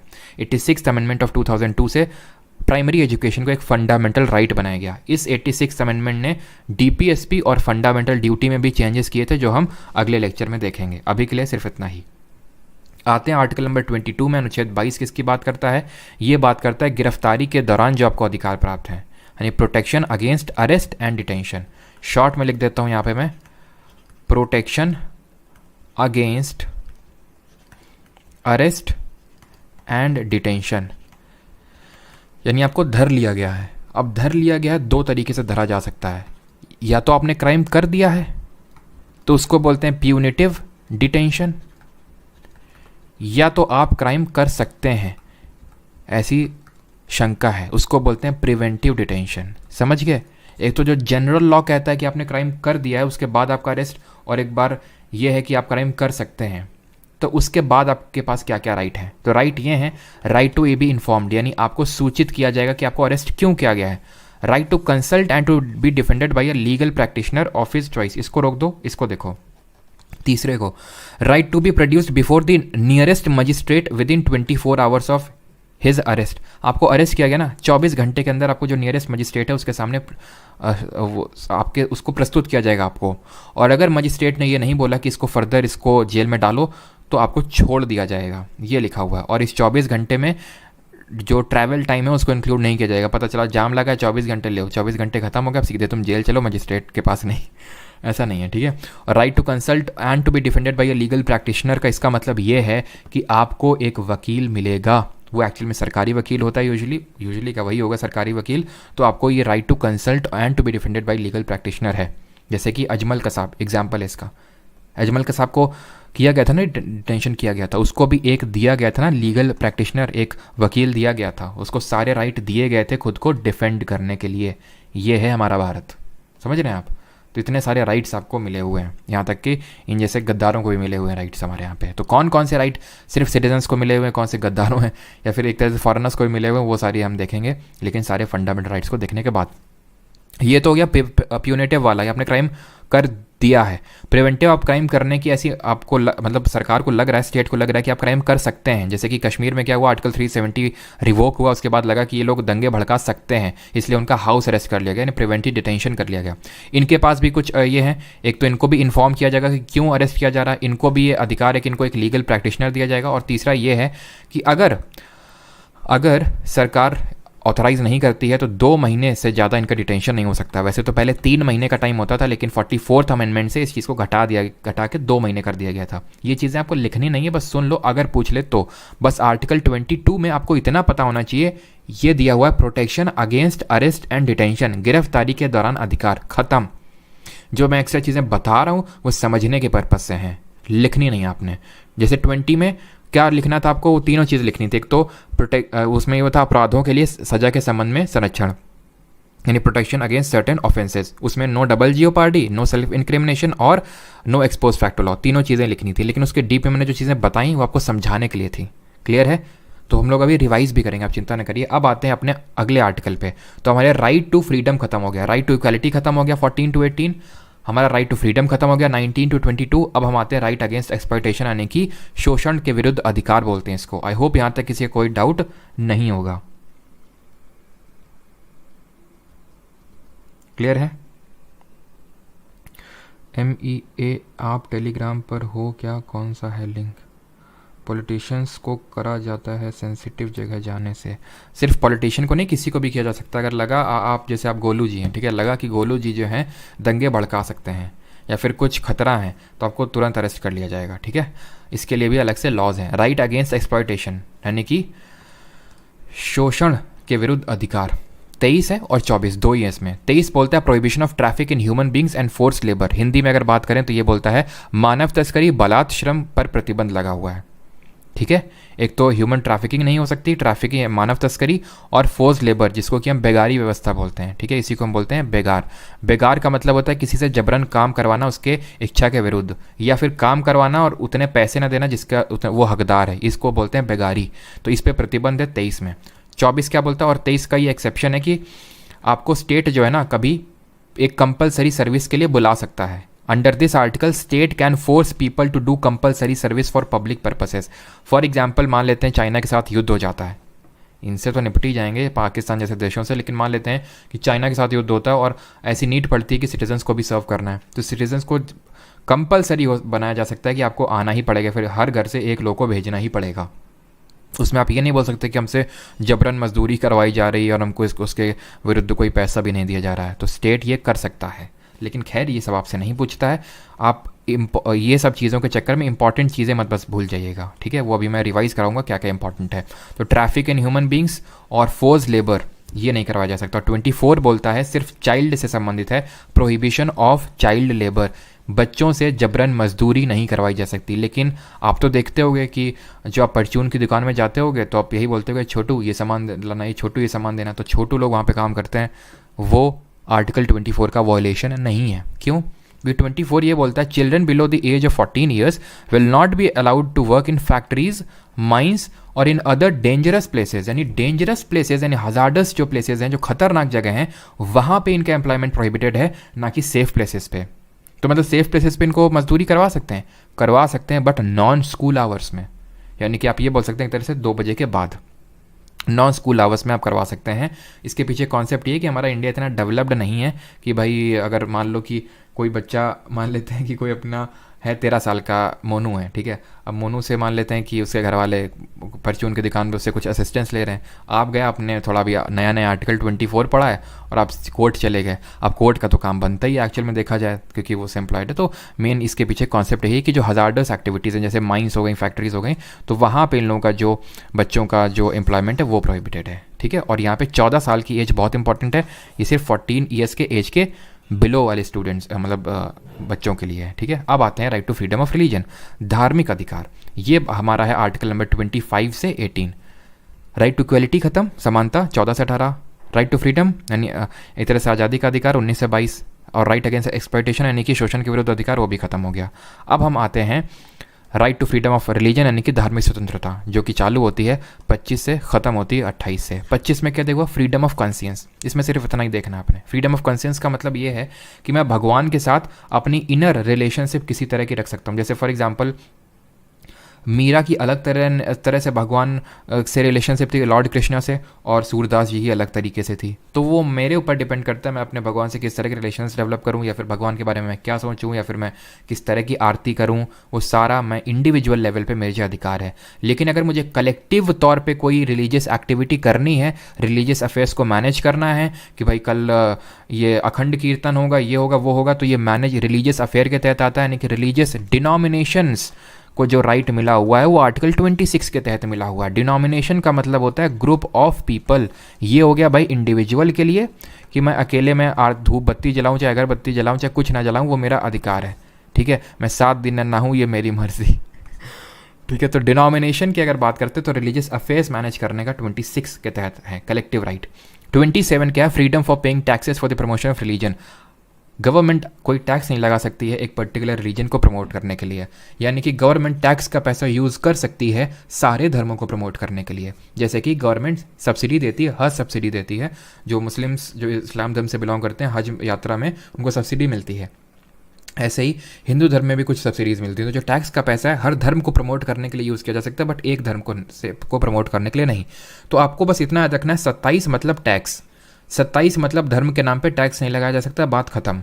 28 क्या बात करता है, no religious instruction in government educational institutions, या फिर कोई भी धार्मिक इंस्ट्रक्शन, धार्मिक एक तरह से काम करने के लिए नहीं बोला जा सकता है गवर्नमेंट एडेड स्कूल्स में, जहाँ पे सरकार पैसा दे रही है किसी स्कूल में, वहाँ पे धार्मिक इंस्ट्रक्शंस नहीं दिया जा सकता कि कल से आपको बुर्का पहन के आना है, फिर टोपी लगा के आनी है, या फिर ये तरह का भगवा पहन के आना है। कोई भी रिलीजियस इंस्ट्रक्शन किसी भी तरह का प्रोहिबिटेड है आर्टिकल नंबर 28 के तहत। फिर से रिवाइज करते हैं, 25 individual right to freedom of religion, 26 collective right to religious freedom यानी रिलीजियस अफेयर्स मैनेज करने का फ्रीडम है, 27 टैक्स नहीं लगाया जा सकता धर्म के नाम पे, और फीस लगाई जा सकती है। कल भी हम लोग PYQ सेशन में देख रहे थे, कल हम लोगों ने ये देखा था कि फ़ीस लगाई जा सकती है। फ़ीस का मतलब होता है आप टेम्पल में गए, आपसे 20 रुपए की पर्ची काटी जा सकती है, और आपको कटवानी पड़ेगी। वहाँ पे आप इन्हें ये बोल सकते हैं आर्टिकल 27 का वॉल्यूशन है, बिकॉज आपकी चप्पल रखने का काम, आपको प्रसाद देने का काम, पूरा सिस्टम मैनेज करने का काम, ताकि सारी चीज़ें ढंग से हों, उसके लिए एक फ़ीस, नॉमिनल फ़ीस लेवी की जा सकती है। और 28 बात करता है रिलीजियस इंस्ट्रक्शंस प्रोहिबिटेड है गवर्नमेंट एडेड स्कूल्स में। अब बात करते हैं एक तरह से हमारे ऑफिशियल तौर पे आखिरी फंडामेंटल राइट्स हैं ये, कल्चरल एंड एजुकेशनल राइट, जिनको बोलते हैं सांस्कृतिक एवं शिक्षा के अधिकार। इनको हम हिंदी में बोलते हैं सांस्कृतिक एवं शिक्षा का अधिकार। अब किस तरह का शिक्षा का अधिकार है, बिकॉज अभी हमने देखा था राइट टू प्राइमरी एजुकेशन, तो आर्टिकल 21A में था। 29 बोलता है right to protect language, script and culture, यानी कि any citizen of India having any distinct language, script, culture has the right to protect it. यानी कि अगर कोई भी सिटीजन है, यानी कि अब जब मैंने बोल दिया एनी सेक्शन ऑफ सिटीजन ना, तो ये राइट हर सिटीजन को अवेलेबल है, एवरी इंडियन को अवेलेबल है, and not necessarily to minorities. बहुत इंपॉर्टेंट डिफरेंस है। आर्टिकल 30 है, ये सिर्फ माइनॉरिटीज़ को मिला हुआ है, ओनली टू माइनॉरिटीज़। लेकिन जो आर्टिकल नंबर 29 के तहत राइट है, ये एवरी इंडियन सिटीजन को मिला हुआ है, चाहे माइनॉरिटी हो चाहे ना हो। अगर मेरी कोई डिस्टिंक्ट लैंग्वेज है, अगर मेरी भोजपुरी लैंग्वेज है, डिस्टिंक्ट लैंग्वेज है, तो मेरा उस पर हक है कि मैं उसको प्रोटेक्ट करूँ, उसका खूब प्रचार करूँ, जो करना है वो कर सकता हूँ मैं, उसको प्रोटेक्ट करने का। मेरा कोई पर्टिकुलर कल्चर है कि भाई हमारा कल्चर ये है कि कोई भी आएगा तो उसके पैर चूमेंगे क्योंकि हम बलबन के फॉलोवर्स हैं, ठीक है, तो आप कर सकते हैं सिजदा और पैबोस, वो आपका डिस्टिंक्ट कल्चर है, आप पैर चूम सकते हैं। तो आर्टिकल नंबर 29, ऑब्वियस सी बात है, रीजनेबल रिस्ट्रिक्शंस तो होते ही है। तो आर्टिकल नंबर 29 का एक ये भी कंपोनेंट है, ये भी अधिकार देता है कि कोई भी अपने बच्चे को उसकी नेटिव लैंग्वेज में शिक्षा भी दे सकता है। ये यूजुअली लिखा नहीं जाता है, बट है ये आर्टिकल, कॉन्स्टिट्यूशन अगर आप पढ़ेंगे तो उसमें है कि ये, इसमें ये भी अधिकार है 29 के तहत कि अगर आप कोई आपकी खुद की लैंग्वेज है उसमें आप अपने बच्चे को शिक्षा देना चाहते हैं, आप दे सकते हैं, ठीक है। And you have the right to educate your ward और child in your own language. 30 क्या बात करता है, right to establish and administer educational institutions, यानी आपको ये अधिकार है कि आप इस्टेब्लिश कर सकते हैं और एडमिनिस्टर कर सकते हैं किसी भी एजुकेशनल इंस्टीट्यूशन को, शिक्षण संस्थान को। जैसे फॉर एग्जाम्पल, और इसमें गवर्नमेंट यूजुअली एड भी करती है कि आपको कोई अपनी लैंग्वेज को प्रोटेक्ट करना, ये सिर्फ माइनॉरिटीज़ को मिला हुआ है कि आपने जैसे कि कोई इस्टेब्लिश किया और उसमें बाकियों की एंट्री आप प्रोहिबिट कर सकते हैं कि इसमें सिर्फ यही लोग पढ़ेंगे। तो इस तरह से समझिए कि जो माइनॉरिटीज़ हैं वो किसी एक अपनी, अब माइनॉरिटी हैं तो क्यों हैं, क्योंकि उनका कोई एक पर्टिकुलर कल्चर होगा एक तरह का जो नॉर्मल लोगों से अलग होगा, तो उसको प्रोटेक्ट करने के लिए वो एक एजुकेशनल इंस्टीट्यूशन इस्टेब्लिश कर सकते हैं, वहाँ पे उस लैंग्वेज में पढ़ाई हो सकती है, उस कल्चर को फॉलो किया जाएगा। ये सारी चीज़ें आर्टिकल 30 के तहत हो सकती हैं, ठीक है। 28 में क्या था, 28 में था कि कोई धार्मिक इंस्ट्रक्शन, ठीक है, रिलीजियस इंस्ट्रक्शन नहीं दिया जा सकता गवर्नमेंट एडेड स्कूल्स में। लेकिन अगर कोई एक ऐसा स्कूल है जो कि मान लो कि एक हिंदू ट्रस्ट है कोई, ठीक है, मान लेते हैं एक शिव ट्रस्ट है, ठीक है, शिव ट्रस्ट है ऐसे करके कोई, फिर राम ट्रस्ट है, उस ट्रस्ट के पैसे से कोई स्कूल बनता है, उस ट्रस्ट के पैसे से वो स्कूल चलता है, तो वहाँ पे ये बोला जा सकता है कि हाँ हर किसी के बस्ते में शिव जी की फ़ोटो होगी, या फिर सुबह आने से पहले शिव जी की पूजा होगी, और अगर होमवर्क करके नहीं लाए तो टीचर शिव तांडव करेगा ये हो सकती है, क्यों, क्योंकि वो गवर्नमेंट एडेड स्कूल नहीं रहा, फिर समझ रहे हैं। तो बस क्योंकि उतने डीप में नीडेड नहीं है, इसलिए मैंने आपको बताया नहीं क्योंकि किस किस तरह के स्कूल होते हैं और किस किस तरह में रिलीजियस इंस्ट्रक्शन प्रोहिबिटेड हैं, किस में अलाउड है। बस आपने इतना याद रखना है कि 28 के तहत कोई धार्मिक इंस्ट्रक्शन नहीं दिया जा सकता है गवर्नमेंट एडेड स्कूल में, ख़त्म, ठीक है। और राइट्स हो गए आपके ख़त्म, राइट्स आपके ख़त्म हो गए यहाँ पे। आर्टिकल 31 ही जब हम DPSP देखेंगे ना, तो वहाँ पे इसको देखेंगे 31 को, क्लियर हो गया। 32 पे आते हैं अभी। 32 बात करता है रिट की, इसके बाद 33 बचेगा, 34 बचेगा और 35 बचेगा। छोटे छोटे हैं, एक एक लाइन के हैं वो, और वो ख़त्म हो जाएंगे, लेकिन एक्चुअल में आपके मौलिक अधिकार हो गए ख़त्म। अब हम पढ़ेंगे आखिरी मौलिक अधिकार, राइट टू कॉन्स्टिट्यूशनल रेमेडी। वो ये बोलता है कि अब अगर आपके मौलिक अधिकारों का होता है हनन, तो अब आपके पास क्या है अधिकार। क्यों ये आर्टिकल 32 को इसमें डालना जरूरी था, इसकी इंपॉर्टेंस बताते हुए हमारे डॉक्टर भीमराव अंबेडकर जी कहते हैं कि it is the heart and soul of Indian constitution. ये हमारे अंबेडकर जी कहते हैं, उसके पीछे का रीज़न है, ये हमारे कहा डॉक्टर भीमराव अंबेडकर जी ने। रीज़न इसका ये है, फॉर एग्ज़ाम्पल मैं आपको बोलूँ कि ये लो 1 करोड़ रुपए, लेकिन तुम इसको खर्च नहीं कर सकते हो, इस बात का कोई लॉजिक बनता है? नहीं बनता है। उसी तरह हमारे कॉन्स्टिट्यूशनल मेकर्स ने हमें इतने सारे राइट दे दिए, इतने सारे कॉम्प्रिहेंसिव राइट दे दिए जो किसी कंट्री के कॉन्स्टिट्यूशन में नहीं है, लेकिन उनको प्रोटेक्ट ही नहीं कर रहा है। अब मान लो फॉर एग्जाम्पल हमारे राइट को किसी ने छीन लिया, तो अब क्या होगा? मेरे पास क्या राइट है? मान लो छीन लिया तो मैं कुछ कर सकता हूँ, तभी तो वो किसी मायने हैं उसके राइट के। तो वो मायने आर्टिकल 32 से स्थापित किए जाते हैं, जहाँ पे अगर किसी के फंडामेंटल राइट्स का वॉलेशन होता है तो आप इस आर्टिकल 32 का यूज़ करके एंड आर्टिकल 226 का यूज़ करके आप कोर्ट जा सकते हैं। 32 का यूज़ करके सुप्रीम कोर्ट जा सकते हैं, 226 का यूज़ करके आप हाई कोर्ट जा सकते हैं। तो सर इसको 226 में क्यों रखा, हाई कोर्ट को अलग से क्यों रखा और 226 इतना दूर क्यों रखा? क्योंकि 32 तो हमारा फंडामेंटल राइट हो गया, लेकिन 226 तो इस तरह से फंडामेंटल राइट हुआ ही नहीं। बिल्कुल बात सही है। यही अंतर आएगा आप रिट में। रिट क्या होती है समझ गए?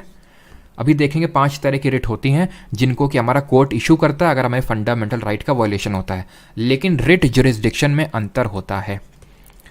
रिट का जो क्षेत्राधिकार होता है जुरिस्डिक्शन सुप्रीम कोर्ट का और हाई कोर्ट में, उसमें डिफरेंसेस क्या है वो समझ लो अभी, ठीक है? डिफरेंसेस क्या है? पहला डिफरेंस तो ये है कि supreme court can not refuse to issue writ. आप सुप्रीम कोर्ट गए, वो मना नहीं कर सकता है। इसका मतलब सर हाई कोर्ट कर सकता है? जी हाँ कर सकता है। बस यही कारण है कि इसको 226 में रखा गया है। Supreme court can not refuse, यानी कि हमारा फाइनल गारंटर है फंडामेंटल राइट का supreme court. It can not refuse to issue it but high court can. Clear हो गया कि क्यों 226 में वहाँ पे पड़ा हुआ है? क्योंकि ये फिर जस्टिस फेबल नहीं है एक तरह से, ठीक है? दूसरा इसमें जो डिफरेंस है वो ये है कि हाई कोर्ट का जो रिट जुरिस्डिक्शन है is wider than supreme court का रिट जुरिस्डिक्शन। नोट्स जो बना रहे हो पूरा लिखिएगा, ठीक है? किस मामले में? सुप्रीम कोर्ट जो ना, यहाँ पर डब्बा बना रहा हूँ और ये यहाँ पे मैं अलग से लिख रहा हूँ कि supreme court can issue writs for fundamental rights only, but high court can issue writ for both fundamental right plus legal right. विधि अधिकार के लिए नहीं है कि अगर मेरे राइट टू प्रॉपर्टी का हनन हुआ तो मैं सुप्रीम कोर्ट के पास नहीं जा सकता हूँ फिर उस केस में डायरेक्टली आर्टिकल 32 का यूज़। फिर मैं ये नहीं बोल सकता कि नहीं ये तो मेरा राइट है, लेकिन मैं हाई कोर्ट जा सकता हूँ और वो रिट इशू कर सकता है, क्योंकि लीगल राइट के मैटर्स पे रिट इशू करने का पावर हाई कोर्ट के पास है। तो दोनों डिफरेंसेस आप समझ गए। एक तो सुप्रीम कोर्ट कभी रिफ्यूज़ नहीं कर सकता रिट इशू करने से फंडामेंटल राइट्स की जब बात आती है तब, और हाई कोर्ट ना सिर्फ फंडामेंटल राइट को इशू के केस में इशू कर सकता है रिट को, बल्कि लीगल राइट का वॉल्यूशन होता है तो भी कर सकता है, बट वो मना कर सकता है। ये पहला वाला बोलता है। खत्म हो गया। अब आई होप यहाँ तक सभी को क्लियर होगा। अब हम यहाँ पे देखेंगे कि हमारी कितने टाइप की रिट होती हैं और उनका मतलब क्या होता है और यहाँ से क्या क्या पोटेंशियल क्वेश्चंस बन सकते हैं एग्जाम में, ठीक है? बस यही लास्ट टॉपिक है आपका। इसके बाद एक एक लाइन के 33, 34 और 35 है। इसको भी ऐसा आपको समझाऊंगा ना, आपको एकदम सारी चीज़ें समझ में आएंगी। और उसके बाद थोड़ा ट्रिक विक देख लेंगे अगर जिसको याद ना। वैसे तो ट्रिक से मैं नहीं बोलूँगा, आप याद करिए इस तरह से, धीरे धीरे याद हो जाएंगे। हम लोग इतने क्वेश्चंस करेंगे, ठीक है? चलो, तो भाई फर्स्ट एक तरह की रिट है हेबियस कॉर्पस। इसका मतलब होता है to have the body of. इसका मतलब होता है to have the body of. इसका लिटरल मीनिंग है to have the body of, यानी उसका शरीर लेके आओ। जैसे फॉर एग्जांपल वही एग्जांपल लेते हैं, मिस्टर ए मिसेस बी के साथ भाग गए, ठीक? भाग गए और बीच में पकड़ लिया मिसेस बी के घर वालों ने। मिस्टर ए को पिटाई कराई, इनको जो है धर लिया। उन्होंने पिटाई करवाई और पुलिस के पास नहीं लिया, धर लिया इनको। अब इनके दोस्त मिस्टर जो ए के जो मिस्टर दोस्त हैं मिस्टर एक्स, उनको पता चला कि यार मेरा दोस्त तो गायब हो गया। उनको ये कानो कान खबर लग गई कि है कहाँ पे वो और इसको किस तरह से किन लोगों ने बंदी बना के रखा है। उस केस में जाएंगे सुप्रीम कोर्ट जारी करेगा हेबियस कॉर्पस और वो बोलेगा उनसे, पुलिस से बोलेगा कि उसका बॉडी सामने प्रस्तुत करो यहाँ पे, to have the body of. यानी कि जब किसी का अनलॉफुल डिटेंशन हो जाता है, यानी कि कानून के हिसाब से डिटेंशन नहीं होता है, तो उस केस में हेबियस कॉर्पस को इशू किया जाता है। इसका मतलब होता है to have the body of, इसको याद रखिएगा लिटरल मीनिंग को, to release a person who has been detained unlawfully whether in prison और इन प्राइवेट कस्टडी। मैंडमस की बात करते हैं। मैंडमस का मतलब होता है वी कमांड, यानी हम तुम्हें कमांड कर रहे हैं। ये कब कमांड दिया जाता है? जैसे फॉर एग्जाम्पल कोई गवर्नमेंट का आदमी है, वो काम नहीं कर रहा है, जो मैंडेटरी काम है, मैंडमस कहाँ से आया? मैंडेटरी से। तो मैंडेटरी काम को अगर कोई नहीं कर रहा है तो सुप्रीम कोर्ट या हाई कोर्ट बोल सकता है कि we command you to do that work. आप कोई डॉक्यूमेंट बनवाने गए और कोई डॉक्यूमेंट बना ही नहीं रहा है, जबकि उसको बनाना चाहिए कायदे से, उसका काम है वो, तो फिर उस केस में इशू की जा सकती है वी कमांड। ठीक। सर्श्योरी की अगर बात करें, अब देखो कुछ एक्सेप्शंस हैं। मैंडमस में क्या एक्सेप्शन हो सकता है कि अगर मान लो कि कोई प्राइवेट वर्क है, जैसे फॉर एग्जांपल मेरा काम है कि या फिर मेरा ड्यूटी है कि 11 AM पे क्लास लेना है, लेकिन मैंने फॉर एग्जांपल क्लास लेने से मना कर दिया, 7 PM में क्लास लेने से मना कर दिया, तो आप कोर्ट में नहीं जा सकते हैं कि इनको तो क्लास लेना चाहिए 11 बजे से, लेकिन ये तो क्लास ही नहीं ले रहे हैं, क्योंकि मैं प्राइवेट संस्था हूँ, एक तरह से बोल सकते हैं आप। ठीक है, ये रेट इशू वहाँ नहीं की जा सकती जहाँ पे वर्क मैंडेटरी नहीं है। ठीक है, तो उस केस में भी, लेकिन एक्सेप्शंस आपसे नहीं पूछता, वो यूपीएससी वगैरह एग्जाम में पूछे जाते हैं। बस आप लिटरल मीनिंग याद रखो कि इनका मतलब क्या होता है। Habeas corpus to have the body of, जब अनलॉफुल डिटेंशन होता है। मैंडमस मतलब मैंडेटरी काम को नहीं कर रहा है, वी कमांड। ठीक है, प्रोहिबिशन को पढ़ो, सर्श्योरी को बाद में आएंगे। प्रोहिबिशन का मतलब होता है टू फॉरबिड, किसी को मना करना कुछ काम करने से। जैसे कि इस केस में क्या होता है, जो हायर कोर्ट होता है, याद रखिए हायर कोर्ट, मैं हाई कोर्ट नहीं बोल रहा हूँ, हायर कोर्ट। जैसे कि फॉर एग्जांपल सुप्रीम कोर्ट है, ये लोअर कोर्ट को बोल सकता है, मान लेते हैं लोअर कोर्ट है इस केस में हाई कोर्ट, उसको बोल सकता है कि अपने क्षेत्राधिकार में रहो, उछलो मत ज़्यादा। ठीक है, यानी कि उसको मना करता है कि अपने जुरिस्डिक्शन से बाहर मत निकलो। सर्श्योरी इसका बड़ा भाई होता है प्रोहिबिशन का, इसका मतलब होता है टू बी सर्टिफाइड ऑफ। इसमें होता है कि जैसे लोअर कोर्ट जो है इस केस में, चलिए मान लेते हैं, इस केस में हम एग्जांपल ले लेते हैं हायर कोर्ट, इस केस में मान लेते हैं हाई कोर्ट है, हायर कोर्ट मान लेते हैं इस केस में हाई कोर्ट, और नीचे का कोई डिस्ट्रिक्ट कोर्ट है। डिस्ट्रिक्ट कोर्ट अपने जुरिस्डिक्शन से बाहर निकल गया, इसको मतलब मान लेते हैं कि ये अधिकार नहीं कि फांसी की सज़ा दे सके, इसने फांसी की सज़ा दे डाली, तो उस केस में हायर कोर्ट बोलेगा, ये हाई कोर्ट भी हो सकता है, सुप्रीम कोर्ट भी हो सकता है, कोई भी, वो बोलेगा एक तो पहले क्वैश कर देगा उसके ऑर्डर को, ख़त्म, उसके ऑर्डर को समाप्त कर देगा कि जो तुमने दिया ना ऑर्डर, इसको हम पहले समाप्त करते हैं और ये जो केस तुम डील कर रहे थे उसको अपने अंडर में लाते हैं। यानी प्रोहिबिशन में क्या हुआ, प्रोहिबिशन में सिर्फ मना किया कि रुक जाओ वहीं पे। सर्श्योरी में क्या क्या कहा, सर्श्योरी में क्योंकि वो चला गया है, रुकने की अब बात ही नहीं आती, वो अपने जुरिस्डिक्शन को क्रॉस कर चुका है, तो पहली बात तो उस ऑर्डर जो दिए हैं उसने उसको ख़त्म करेगा, प्लस उस केस को अपने अंडर में ले लेगा। यानी कि सर्श्योरी बड़ा भाई है प्रोहिबिशन का। क्यों वारंटो आखिरी रेट है, क्यों क्यों क्यों बैठे हो तुम यहाँ पे, वॉट इज़ योर अथॉरिटी, यानी बाई वॉट अथॉरिटी ऑफ, इसका लिटरल मीनिंग है क्या, इसका लिटरल मीनिंग है बाई वॉट अथॉरिटी ऑफ, यानी कि तुमको किसने दी अथॉरिटी यहाँ पे बैठने की। यानी कि जब कोई पर्सन कोई एक पब्लिक ऑफिस होल्ड करता है जिसके लिए वो एंटाइटल्ड नहीं है, तब ये क्यों वारंटो रेट जारी करते हैं हमारे कोर्ट की, क्यों बैठे हो, बाई वॉट अथॉरिटी ऑफ, क्यों। ठीक है, तो मैंडमस मैंडेटरी काम नहीं कर रहा है, क्यों मतलब क्यों यहाँ पे बैठे हो, यानी कि पब्लिक ऑफिस कोई होल्ड कर रहा है। प्रोहिबिशन प्रोहिबिट करना, मना करना, प्रोहिबिशन का बड़ा भाई certiorari to be certified of. Clear हो गया सबको, क्लियर है सभी को रेट। अब इनके भी एक्सेप्शंस हैं, एक्सेप्शंस पे हमें जाने की ज़रूरत नहीं है। जैसे कि जो हमारे क्यों वारंट, जैसे फॉर एग्जांपल बात करें प्रोहिबिशन, तो जो हमारी एडमिनिस्ट्रेटिव बॉडीज़ हैं उनके खिलाफ प्रोहिबिशन जारी वो नहीं की जा सकती। अब मैं तुम्हें एडमिनिस्ट्रेटिव बताऊंगा, फिर तुम बोलोगे एडमिनिस्ट्रेटिव क्या, फिर मैं तुम्हें बताऊंगा ये सारी चीज़ें होती हैं, तो पूछता ही नहीं तो फिर क्यों पढ़ना। क्लियर है। क्वाज़ाई जुडिशियल अथॉरिटी का मतलब पंकज सिंह ये होता है कि वो अथॉरिटी, जैसे फॉर एग्जांपल हमारा फाइनेंस कमीशन हो गया, क्वाज़ाई जुडिशियल है, यानी कि जो जुडिशियल नहीं है। जुडिशियल कौन होती है, supreme court, high court, district court, ये जुडिशरी है। लेकिन कोई एक ऐसी संस्था जिसके पास जुडिशरी के कुछ पावर हैं, जैसे उसने किसी को पनिश कर दिया, दंड दे दिया, तो वो क्वाज़ाई जुडिशियल कहलाती है, यानी आधी अधूरी जुडिशियल। क्लियर है। और ये हिंदी में कहलाती हैं हेबियस कॉर्पस बंदी प्रत्यक्षीकरण, मैंडमस परमादेश रिट, प्रोहिबिशन प्रतिषेध रिट, रिट ऑफ सेशरी उत्प्रेषण और क्यों वारंटो अधिकार परीक्षा। आप जरा ये बताइए रिट हमने किस कंट्री कॉन्स्टिट्यूशन से ली है। 3 में छोटे छोटे और आर्टिकल जो 33, 34, 35 है वो बताता हूँ, और उसके बाद क्वेश्चन करेंगे दबा के एकदम खटाखट खटाखट खटाखट। 33, 34 और 35।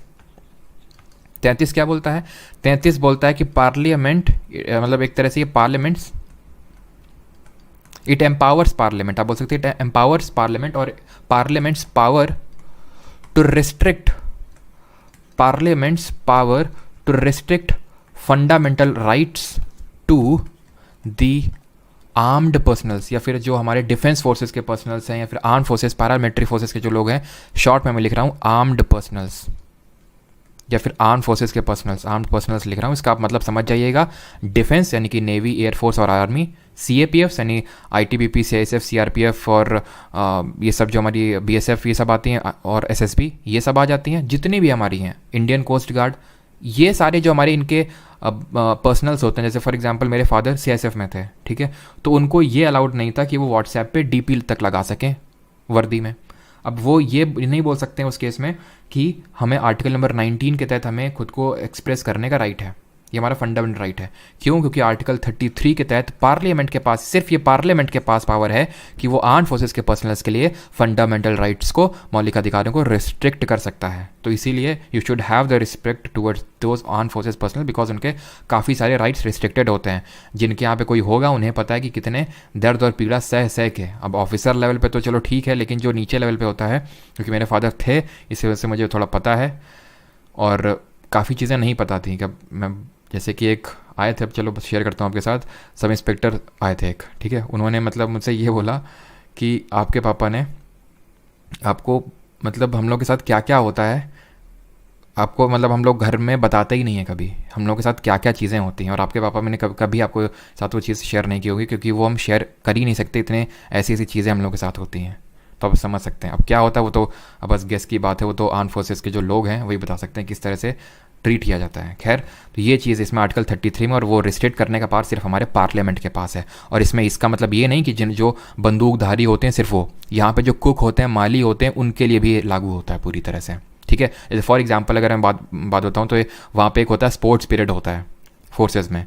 कई यूनिट्स में ऐसा हो रखा है कि स्पोर्ट्स पीरियड में वहाँ पे मीनियल टास्क करवाते हैं, जैसे यूनिट मेंटेनेंस का काम करवाते हैं, कि साफ़ सफाई करो यूनिट की, ये सब करवाते हैं, ठीक है, ये हालत है। खैर, आर्टिकल 34 की अगर बात करें तो ये बात करता है रिस्ट्रिक्शन ऑफ, ठीक है, restriction on fundamental rights during या फिर while martial law is in force, is in force, यानी कि जब मार्शियल लॉ लग रखा है उस समय पे आपके मौलिक अधिकार को कर दिया जाएगा रिस्ट्रिक्ट। इमरजेंसी के टाइम पे फंडामेंटल जो रिस्ट्रिक्ट होते हैं वो अलग आर्टिकल है, आर्टिकल 358 एंड 359। वो जब इमरजेंसी पढ़ेंगे तो वहाँ देखेंगे, यहाँ मार्शल लॉ से डील करता है। सर, मार्शल लॉ और इमरजेंसी में अंतर क्या है? जैसे फॉर एग्जांपल मार्शल लॉ एक पर्टिकुलर स्पेसिफिक पार्ट में होता है। अभी ये क्या है चीज़, मैं आपको समझाता हूँ। जैसे फॉर एग्जाम्पल मणिपुर में बहुत हिंसा हुई एक पर्टिकुलर, अब क्या नेशनल इमरजेंसी लगाएंगे क्या इस केस में? नहीं, मार्शल लॉ लगा दिया जाएगा। इसमें आपकी आर्मी वार्मी पुलिस वलिस उनको ये पूरी पावर दे दी जाएगी कि तुम शूट एट साइट, देखते ही मार दो, ये तक ऑर्डर मिल जाते हैं, और आपको हम ट्रायल नहीं करेंगे आपके खिलाफ। यानी कि आपके फंडामेंटल राइट्स को, जनरल पब्लिक के फंडामेंटल राइट्स को रिस्ट्रिक्ट किया जा सकता है मार्शल लॉ के दौरान, ताकि वहाँ पे पीस को रिस्टोर किया जा सके। तो मार्शल लॉ एक सिर्फ पर्टिकुलर एरिया में आता है, नेशनल इमरजेंसी स्पेसिफाइड एरिया या फिर पूरे देश में लगती है, ठीक है। मार्शल लॉ छोटे प्लेस में। 35 आखिरी हमारा, एंड ये आर्टिकल 12 से 35 याद करिए। तो 35वां बोलता है पावर, आखिरी राइट है हमारा, power to make laws, to give effect to fundamental rights is vested only in parliament। यानी कि अगर कोई भी लॉ बनाना है फंडामेंटल राइट से संबंधित, मौलिक अधिकार से संबंधित, तो वो सिर्फ देश की संसद कर सकती है, राज्य के विधानसभा विधान परिषद नहीं कर सकते हैं, स्टेट लेजिस्लेचर नहीं कर सकता है। क्यों? क्योंकि फंडामेंटल राइट एक तरह से देखें तो पूरे देश में उनमें कॉन्टिन्यूटी होनी चाहिए। तो उस कॉन्टिन्यूटी को मेंटेन करने के लिए ये सिर्फ ये आर्टिकल को ऐड किया गया और सिर्फ पावर पार्लियामेंट को दिया है कि अगर कोई भी लॉ बनाना है तो वो पार्लियामेंट ही बना सकती है उससे संबंधित, ठीक। अब एक आखिरी जो पॉइंट है वो देख लेते हैं, rights available to only to citizens. तो हमारे कुछ ऐसे मौलिक अधिकार हैं जो सिर्फ और सिर्फ, ट्रिक बता दें क्या पहले? ट्रिक यार छोटी सी है, देख लो। वैसे मैं ट्रिक बोलूँगा तो नहीं, कुछ हो सकता है आपको इससे राइट हो याद हो जाएंगे। तो ऐसे याद कर लो कि ई डाउट या फिर लॉ डाउट, ऐसे कर लो, ठीक है। ई डाउट से अच्छा है ऐसे कर लो, लॉ क्रिएट्स डाउट। लॉ जो है डाउट क्रिएट करता है किसके मन में? एक सामरूप करके लड़का है, उसके मन में लॉ जो है डाउट क्रिएट करता है, ठीक है। और ये हर ये बात से ये क्लियरली लिखा हुआ है, ये चीज़ क्लियरली हर जगह लिखी हुई है, ऐसे करके याद रख सकते हैं। क्या क्या है समझ लो। लॉ से हो गया आपका आर्टिकल 14 यानी equal protection of laws and equality before law, ठीक। यहाँ पे क्रिएट से कुछ नहीं है, ठीक है, ये आपको स्किप करना है। डी से है आपका डिस्क्रिमिनेशन नहीं हो सकता है आपको, मतलब वो हम लोगों ने आर्टिकल 15 में देखा था। ओ किसकी बात करता है, ओ बात करता है आर्टिकल नंबर 16 की। ओ से है आपका एक तरह से अपॉर्चुनिटी इन पब्लिक एम्प्लॉयमेंट होनी चाहिए सभी के लिए इक्वल। यू से अगर बात करें तो अनटचेबिलिटी की बात करता है 17। बी से कुछ नहीं, और टी से है टाइटल्स एबॉलिश्ड हैं, ठीक है। ये हो गया आपका law creates doubt, law creates doubt. साम रूप हमने देख लिया, आर्टिकल नंबर 19 है, right to speech and expression. A से right to assemble peacefully without arms, right to form, यहाँ पे डबल ए होगा, ठीक है, राइट टू फॉर्म। एक सेकेंड, साम रूप नहीं होगा यार, सामरो था ना, ये तो कुछ ज़्यादा हो गया सामरो, ठीक है। Right to speech and expression, right to freedom of assemble peacefully without arms, right to form associations, right to freedom of movement, right to reside and settle in any part of India, right to occupation या फिर profession. Clearly में क्या है, clearly में है आपका article number 20 यानी कि कन्विक्शन फॉर ऑफेंसेस। एल है आपका right to liberty, life and liberty हो जाएगा इससे, लाइफ एंड लिबर्टी, जो कि किसकी बात करता है, सब कुछ आपको नोट्स में मिलेगा, ठीक है, तो आपको जो लोग हैं ग्रुप में, ठीक है। 20 और ई बात करता है किसकी, 21 ए यानी कि एजुकेशन की। ए किसकी बात करता है, ए आपकी बात करेगा अरेस्ट एंड डिटेंशन की। 22 अरेस्ट एंड डिटेंशन की बात करेगा, आर्टिकल नंबर 22। आर किसकी बात करता है, आर किसी की बात नहीं करता है, तो इसको शॉर्ट में छोटे तौर पे लिख सकते हैं आप। एल बात करता है आपका 23 और 24 ही कलेक्टिवली, यानी कि किसी से फोर्स लेबर नहीं करवाया जा सकता और बच्चों से लेबर नहीं करवाया जा सकता, तो इसमें 23 और 24 दोनों आ जाएंगे आपके। तो 14 से लेकर 24 तक आप ऐसे याद रख सकते हैं, और बाकी की तो आसानी है आई थिंक, ठीक है। 25 क्या बात करता है, individual. 26 collective. 27 tax. 28 religious instruction. 29 और 30 कल्चरल और एजुकेशनल राइट हैं। अब आखिरी देख लेते हैं, उसके बाद बस क्वेश्चन की शुरुआत होगी अब, ठीक है। और आखिरी है हमारा rights available only to citizen. इसमें आपको एक मंत्र का जाप करना है। ये कौन सा मंत्र है, ये मंत्र है 15, 16, 19, 29, 30। ये वो आर्टिकल्स हैं जिनके तहत जो राइट्स मेंशन्ड हैं वो सिर्फ और सिर्फ सिटीजन्स को ही मिले हुए हैं, फॉरेनर्स को नहीं मिले हुए हैं। बाकी के जो हो गए जैसे 14, 17, 18, 20, 21, 22 ये सबको मिले हुए हैं, सिटीजन्स को भी और फॉरेनर्स को भी। तो अगर मैं आपसे एक क्वेश्चन पूछ लूँ अभी के अभी, बताओ राइट टू, मैं यहाँ पे लिख रहा हूँ एक, जल्दी से आंसर करिएगा इस क्वेश्चन का, राइट टू लाइफ। इनमें से कौन सा राइट जो है बोथ सिटीजन और फॉरेनर सबको मिला हुआ है, ठीक है, सबको मिला हुआ है। पहला है right to life and personal liberty, सबको मिला हुआ है, बोल रहा हूँ, ठीक है। राइट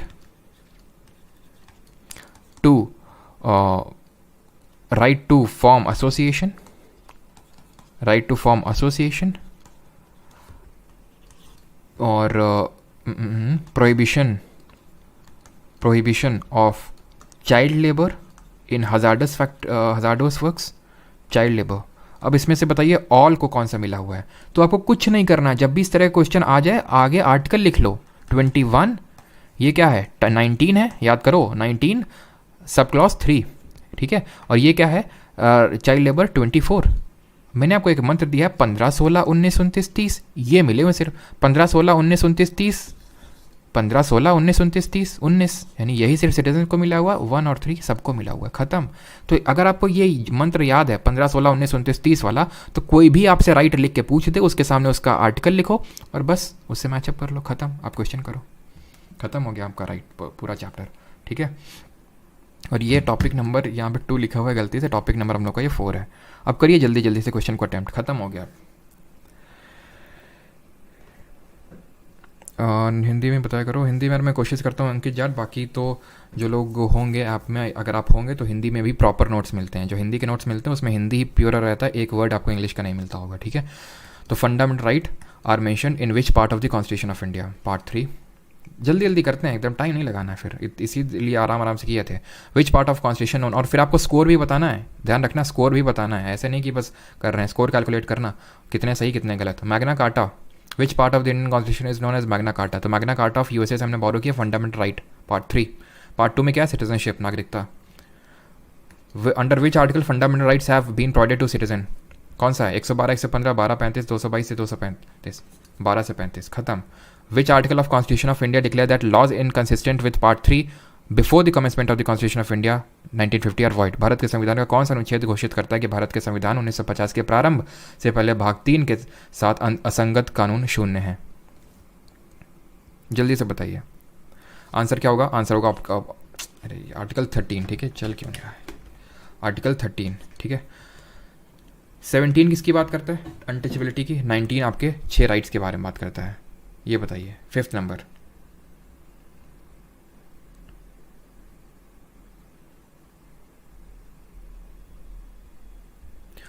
फिफ्थ बात करता है which article gives precedence to constitutional provision over the laws made by the union parliament state legislature, यानी संविधान को ऊपर रखता है कानून से। 13 बात करता है, 13 यही तो बोलता है कि अगर कोई भी लॉ बनाया गया और वो अगर इन कॉन्ट्रवेंशन है फंडामेंटल राइट जो कि हमारे कॉन्स्टिट्यूशन में लिखे हुए हैं, तो फंडामेंटल राइट्स को मैं कॉन्स्टिट्यूशनल राइट्स भी बोल सकता हूँ।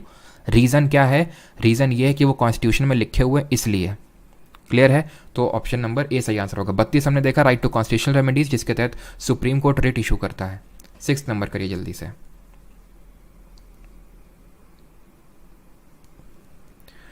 एंसिलरी राइट्स क्या हैं। एंसिलरी राइट्स देखो, एक तरह से एंसिलरी राइट्स मैं बोल सकता हूँ जो एक तरह से प्रॉपर्टी से रिलेटेड है किसी तरह से, ठीक है, जो कि आपके फंडामेंटल राइट नहीं है नेचर में, बट जैसे मान लेते हैं कि कोई फॉर एग्जांपल मुझे राइट है कि किसी कानून ने मुझे अधिकार दिया, जैसे अगर किसी ने मेरे कंटेंट की चोरी करी, ठीक है, आप में से, तो उसके खिलाफ मैं केस कर सकता हूँ, तो वो एक फंडामेंटल राइट नहीं, एंसिलरी राइट के तहत आएगा, ठीक है।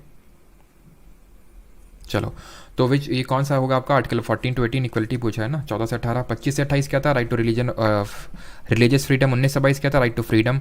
और 23-24 right against exploitation. Which article of constitution of India provides equal protection of the law and equality before law. Article number 14। Equal protection of law कहाँ से लिया, पहले तो याद रखना, इक्वलिटी बिफोर लॉ कहाँ से लिया, यूके से, और इक्वल प्रोटेक्शन ऑफ लॉ लिया यूएसए से, ठीक। आगे बढ़ते हैं 8th। How many rights are mention in right to equality. समानता के अधिकार के अंतर्गत कितने अधिकारों का उल्लेख है, 3, 6, 5, 4। तो राइट टू इक्वलिटी की बात करें तो कहाँ से कहाँ तक है, आर्टिकल नंबर 14 से लेके 18 तक है, यानी 14, 15, 16, 17, 18, टोटल कितने हो गए, 5 हो गए। अगले क्वेश्चन पे आइए। Which of the following article state that state shall not discriminate against only on ground of religion, race, caste, sex और प्लेस ऑफ बर्थ, कौन सा है, तो ये हमारा आर्टिकल नंबर 15, ठीक है। अच्छा ठीक है, अब हिंदी में बोल देंगे मोनू भाव जी। तो भारत के संविधान का कौन सा अनुच्छेद अस्पृश्यता की अवधारणा को समाप्त करता है, बहुत आसान सा क्वेश्चन है, आर्टिकल नंबर 17। 20 किसकी बात करता है, अपराधों के लिए सजा के संबंध में संरक्षण, protection against certain offences. 18 abolition of title, यानी कि आपको उपाधि को स्टेट नहीं दे सकता है। और 19 किसकी बात करता है, 19 बात करता है वाक और अभिव्यक्ति की स्वतंत्रता का अधिकार। Abolition of title comes under, अब उपाधियों का उन्मूलन किसके तहत आता है, तो आर्टिकल 18 में। आर्टिकल 18 मतलब राइट टू इक्वलिटी, समानता का अधिकार। निम्नलिखित में से कौन सा अनुच्छेद किसी भी जाति के उम्मीदवार को किसी भी सार्वजनिक रोजगार अवसर के लिए आवेदन करने का अधिकार देता है। 16(2), 18(2), 17(2), 15(2), आंसर होगा 16(2). 16(4) क्या बात करता है, प्रमोशन की और एक तरह से रिजर्वेशन की, reservation in appointment and promotion. Under which article did the government of India Bharat Ratna and Padmashri awards, Bharat सरकार ने किस अनुच्छेद के तहत भारत रत्न और पद्मश्री पुरस्कार देता है, 14, 31, 18 या फिर 25, बताइए कौन से आर्टिकल के तहत, तो आंसर क्या होगा 18, क्योंकि मिलिट्री और जो एकेडमिक टाइटल्स हैं, यानी कि जो सैन्य और शैक्षणिक जो क्षेत्र में जो उपाधि दी जाती हैं वो बिल्कुल प्रोहिबिटेड नहीं है आर्टिकल 18 के तहत। आर्टिकल 18 में ये भी ये ध्यान रखना कि कोई फॉरेनर भी टाइटल नहीं ले सकता फॉरेनर से, वो ले सकता है लेकिन प्रेसिडेंट की अनुमति से, राष्ट्रपति की अनुमति लेगा तभी ले सकता है। तो कोई फॉरेनर भारत में रह रहा है वो फॉरेन से टाइटल नहीं ले सकता, यहाँ तक कि कोई इंडियन अगर कोई फॉरेनर से कोई टाइटल ले रहा है वो नहीं ले सकता है जब तक प्रेसिडेंट उसको परमिशन ना दे दे। Under which article of Indian constitution are Indian citizens guaranteed the right to 6 fundamental right, तो 6 फंडामेंटल राइट किसमें मिले हुए हैं, 19 में। सामरो है ना, speech and expression, assemble, association, movement, reside and occupation. Foremost right among right to freedom is, now this question was asked in CGL 2022, स्वतंत्रता के अधिकार में सबसे महत्वपूर्ण अधिकार कौन सा है, तो राइट टू फ्रीडम में कितने हमारे 19 है, 20 है, 21 है, 22 है। इसमें से सबसे इंपॉर्टेंट आपको क्या लगता है, सबसे इंपॉर्टेंट है right to life and personal liberty, option number A. इसके बाद है 19। अगर 2 राइट दे के पूछे कि फोरमोस्ट राइट कौन से हैं, तो 19 और 21 दोनों होंगे, ठीक है। 21 इसलिए ज़्यादा इंपॉर्टेंट है बिकॉज ये लाइफ की बात करता है। अरे भाई लाइफ होगी तब तो कोई राइट होगा, लाइफ ही नहीं है तो फिर बाकी राइट्स का मतलब क्या हुआ। अब राइट टू लाइफ में बहुत सारी चीज़ें आती हैं। राइट टू लाइफ का मतलब है जैसे कि आपको स्वच्छ हवा का अधिकार है, ऐसा नहीं कि कोई बगल में आपकी फैक्ट्री खुल गई, वो इतना धुआं प्रदूषण कर रही है, लेकिन नहीं, आपसे तो बोला जा रहा नहीं, आपके पास तो राइट टू लाइफ है, आप जी तो रहे ना। अरे भाई कैसे जी रहे हो अभी तो देखो। तो वो आर्टिकल नंबर 21 इंश्योर करता है right to life and personal liberty, और वो आपका फोरमोस्ट राइट है among the rights to freedom. ये एनसीईआरटी से डायरेक्टली लाइन उठाई गई है और आपके सीजीएल 2022 में पूछी गई थी। Article 19 of Indian constitution provides for how many types of freedom. अनुच्छेद जो 19 है वो कितने तरह के फ्रीडम देता है हमें? 6 तरह के देता है। Which of the following amendments of the constitution of India amended article 19 and inserted provisions fully securing the constitutional validity of zamindari abolition law. यानी भारत के संविधान के निम्नलिखित में से किस संशोधन ने अनुच्छेद 19 में संशोधन किया और सामान्य रूप से जमींदारी उन्मूलन कानून और विशेष रूप से कुछ निर्दिष्ट राज्य अधिनियम को लागू किया? बताइए। तो ये हमारा amendment number. Enforceable means in is F R enforceable. बिल्कुल मंदाकिनी जी, एफ आर एनफोर्सिएबल है और उसका मतलब है आप कोर्ट में जा सकते हैं और उसके विरुद्ध आपको न्याय मिलेगा, जो कि आपको प्रियम्बल में नहीं मिलता, डीपीएसपी में नहीं मिलता और ना ही फंडामेंटल ड्यूटी में मिलता है। ठीक है, आंसर इसका फर्स्ट अमेंडमेंट होगा जो 1951 में हुआ था। याद करिए 9th शेड्यूल को हमने पढ़ा था टीयर्स ऑफ ओल्ड पीएम, पढ़ा था tears of old PM, municipality, panchayat, defection, और ये क्या था? ये था आपका ओल्ड, ये था आपका लैंड रेवेन्यू, एक तरह से लैंड से संबंधित था, यानी कि एबॉलिशन ऑफ जमींदारी हुआ था। याद करिए, इससे आपका फर्स्ट शेड्यूल को जोड़ा गया था जिसमें कि आपका जमींदारी वगैरह के बारे में एबॉलिशन दिया गया था। तो फर्स्ट अमेंडमेंट होगा ऑप्शन नंबर बी। सर्शोरी रिपीट, मैं बाद में रिपीट कर दूंगा, डीपी अभी नहीं। ठीक है, या तो कोई क्वेश्चन आएगा तब। सर्शोरी का मतलब है कि हायर कोर्ट ने लोअर कोर्ट का कोई डिसीजन को क्वैश कर दिया और उस पर्टिकुलर केस को अपने तहत ले आया। विच of the following articles of constitution of India makes provision for protection in respect of conviction for offences, यानी कि अपराधों के लिए दोष सिद्धि के संबंध में संरक्षण? आंसर क्या होगा? Article number 20। सिंपल।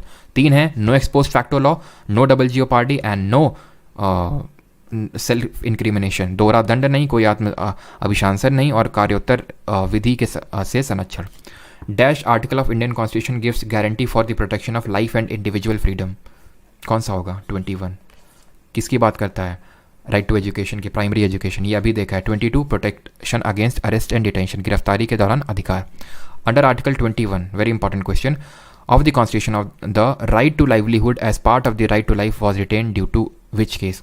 संविधान के अनुच्छेद 21 के तहत जीवन के अधिकार के हिस्से के रूप में आजीविका का अधिकार किस मामले के कारण बरकरार रखा गया था? ये हम लोगों ने क्वेश्चन, क्योंकि ये अभी हम लोगों ने पूरा पढ़ लिया, लेकिन क्या हम लोगों ने क्वेश्चन किया? सर आर्टिकल 21 से फांसी से बच सकते हैं क्या? बिल्कुल नहीं। ठीक है, आपको वहाँ पे ये अधिकार है, जैसे अगर मैं बात करूँ आर्टिकल 21 में राइट टू स्पीडी ट्रायल, मतलब कि आपको जल्दी ट्रायल होगा। ऐसा नहीं कि कि आपको मतलब बोल दिया गया कि आपकी फांसी 2 साल बाद होगी, तो बेचारा ऐसे ही मर जाएगा कि रोज़ सोच के कि मेरी 2 साल बाद फांसी होने वाली है, फिर इस दिन फांसी होने वाली है, तो तुरंत उसमें स्पीडी ट्रायल होना चाहिए उस केस में, लेकिन वो आपको बचाएगा नहीं उससे। ये आंसर है Olga Tellis versus Bombay municipal corporation. तो हम लोगों ने देखा नहीं था, बट पीवाईक्यू में आ चुका है, इसलिए थोड़ा सा इंपॉर्टेंट हो जाता है। मेनका गांधी केस हम लोगों ने देखा था, जहाँ पे राइट टू मूव अब्रॉड का एक फंडामेंटल राइट दिया गया था अंडर आर्टिकल 21, और यहाँ पे एक तरह से ड्यू प्रोसेस ऑफ लॉ को भी, ड्यू प्रोसेस ऑफ लॉ, याद रखना ये ड्यू प्रोसेस ऑफ लॉ है, ये एक अमेरिकन कॉन्सेप्ट है जो हमारे कॉन्स्टिट्यूशन में लिखा हुआ नहीं है, लेकिन मेनका गांधी केस में कहीं ना कहीं इसी का हवाला दिया था सुप्रीम कोर्ट ने। लिखा नहीं है, लिखा है procedure established by law article 21 में, जिसको हिंदी में बोलते हैं विधि द्वारा स्थापित प्रक्रिया। 21 which of the article establish the provision of right to education? ठीक है, 21A खत्म। 86th अमेंडमेंट याद आना चाहिए था। ठीक है, 86th अमेंडमेंट 14 साल तक के बच्चों के लिए मुफ्त प्राइमरी शिक्षा है, 2002 में अमेंडमेंट हुआ था, खत्म। ठीक, आगे बढ़ते हैं। Under dash article every citizen of India has given the right to health. Right to health किस में होगा बताइए मुझे जल्दी से। Isha Sharma sir, paid course में आप स्टैटिक के टॉपिक्स भी कवर करवाओगे? सारे टॉपिक्स कवर होंगे जो आपके एसएससी जीके में आते हैं, bit science, polity, geography, static, सब कुछ। तो 21 यहाँ सॉरी हाँ 21 होगा। मैंने क्या बोला था?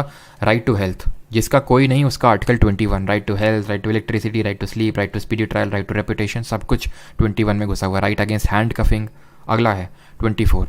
Dash article of Indian constitution prohibits trafficking in human beings. Trafficking को कौन रोकता है? 23। 25 इंडिविजुअल्स को राइट टू फ्रीडम देता है, यानी फ्रीडम ऑफ कॉन्सियंस। 13 क्या बोलता है कि any law which is in contravention with fundamental right shall be null and void declared.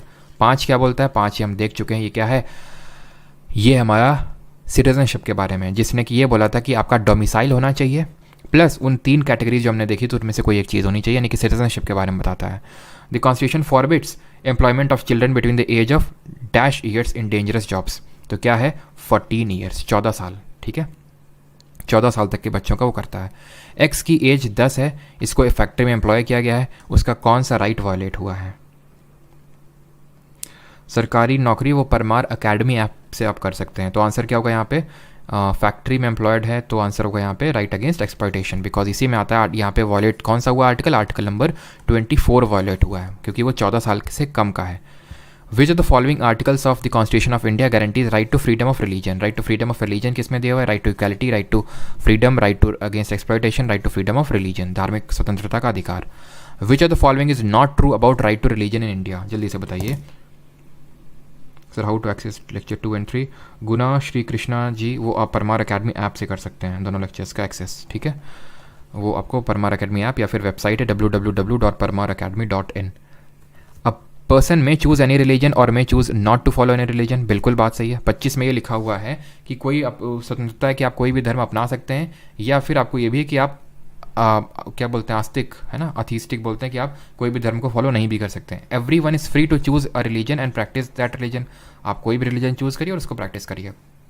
Right to profess, follow and propagate any religion, यानी आप उस रिलीजन को खुद प्रैक्टिस करो, उसको फॉलो करो और उसका प्रचार करो। ये आर्टिकल 25 पावर देता है। ये तीनों जो है ना आर्टिकल 25 के ही कॉम्पोनेंट्स हैं। फ्रीडम फॉर फोर्सेबल कन्वर्जन नहीं है, यानी कि आप जबरन किसी का धर्म परिवर्तन नहीं कर सकते हैं, ये आपको राइट नहीं मिला हुआ है। 29 है। और ये याद रखना, जैसे हमने राइट टू फॉर्म एसोसिएशन देखा था ना वो सामरो में, जो हमारा आर्टिकल नंबर 19 सब क्लॉज 3 था, उसमें ये भी है right not to form association. जैसे ये है right not to form any, right not to follow any religion, उसी तरह उसमें है 19 सब क्लॉज 3 में right of not to form association और ज्वाइन ऑन एसोसिएशन। जबरन आपको ऐसा नहीं बोला जा सकता किस एसोसिएशन को ज्वाइन करो आप। विच of the following rights deal with the protection of interest of minorities? तो माइनॉरिटीज़ से कौन डील करता है राइट से? एजुकेशनल एंड कल्चरल राइट्स, यानी कि सांस्कृतिक एवं शिक्षा के अधिकार। 2 राइट हैं, 29 वाला सबको मिला हुआ है, 30 वाला सिर्फ माइनॉरिटीज़ को मिला हुआ है। लेट मी टेल यू, अगर आपसे पूछ ले कि क्या माइनॉरिटीज़ वर्ड डिफाइंड है कॉन्स्टिट्यूशन में, तो नॉट डिफाइंड है। ये कहीं पे भी कॉन्स्टिट्यूशन में डिफाइंड नहीं है। कभी भी क्वेश्चन पूछ ले कि क्या ये चीज़ डिफाइंड है कॉन्स्टिट्यूशन में, तो ये आप ये मानिए कि वो डिफाइंड नहीं है, तभी वो पूछ रहा है, ठीक है। तो option number D. 30 I think one of the आखिरी क्वेश्चंस में हम लोग का 1978 में कौन सा अमेंडमेंट से राइट टू प्रॉपर्टी को एज अ फंडामेंटल राइट हटा दिया गया था? तो कौन सा था? 44th amendment. 42nd नहीं है, बस ध्यान रखना। 42nd को हम किस नाम से जानते हैं? 42nd अमेंडमेंट को, who was the prime minister when right to property was scrapped as a fundamental right? यानी जब संपत्ति के अधिकार को मौलिक अधिकार के रूप में समाप्त किया गया, तब प्रधानमंत्री कौन थे? चौधरी चरण सिंह, इंदिरा गांधी, मोरारजी देसाई या फिर जवाहरलाल नेहरू? आंसर होगा मोरारजी देसाई उस समय प्राइम मिनिस्टर थे। इंदिरा गांधी से पहले थी 1976 में, याद रखना 1976 में ये थी जब 42nd अमेंडमेंट हुआ था, जिसको क्या मिनी कॉन्स्टिट्यूशन बोलते हैं। सर किसी को नाइटहुड का टाइटल मिले तो वो भी प्रेसिडेंट से पूछे, वो भी फॉरेनर से मिल रहा है? तो कोई भी टाइटल मिल रहा है ना, तो प्रेसिडेंट से पूछ के ही वो टाइटल ले सकता है, बिना पूछे नहीं। विच of the following articles of constitution of India provides constitutional remedies for the enforcement of fundamental right? तो कौन सी है? हमारा आर्टिकल नंबर 32, जो हमें राइट टू मतलब कॉन्स्टिट्यूशनल रेमेडीज़ देता है, जिसके तहत हम यूज़ करके सुप्रीम कोर्ट जा सकते हैं और सुप्रीम कोर्ट हमारी 5 तरह की रिट्स इशू कर सकता है। तो कितने टाइप्स की रिट? 5 तरह की writ. 34th, which special order of the court means arrested person should be presented before the court? कौन सा है? हेबियस कॉर्पस, मैंडमस, सर्शियरी या फिर क्यो वारंटो? तो आंसर क्या होगा? इसका मतलब है क्या है? To have the body of, to have the body of. Mandamus क्या है? वी कमांड, ये बोलता है वी कमांड, हम आपको निर्देश देते हैं। सर्शरी का मतलब क्या है? To be certified of, C से सर्शरी और सी से to be certified of. Prohibition बोलता है वी प्रोहिबिट, और क्यो वारंटो है बाई वॉट अथॉरिटी ऑफ, किस अथॉरिटी से आप यहाँ पे बैठे हैं, by what authority of. Clear? अगले पे आते हैं 35th, which authorities decide how far the fundamental rights can apply to the members of arm forces? कौन सा अथॉरिटी है जो डिसाइड कर सकता है कि आर्म फोर्सेस के जो पर्सनल्स हैं उनमें फंडामेंटल राइट लागू होंगे या नहीं? आई थिंक ये लास्ट क्वेश्चन हम लोग का, और इसका आंसर होगा ऑप्शन नंबर, बताइए, ABCD। तो ये कौन डिसाइड करेगा? अभी मैंने बताया था, याद करिए आर्टिकल नंबर 33 कि पार्लियामेंट के पास पावर है कि ये रिस्ट्रिक्ट या एब्रोकेट कर सकते हैं, ख़त्म भी कर सकते हैं फंडामेंटल राइट को जो हमारे आर्म फोर्सेस के पर्सनल्स हैं उनके लिए। वॉट अथॉरिटी, बिल्कुल मेगा। 36, अच्छा एक दो और हैं भी।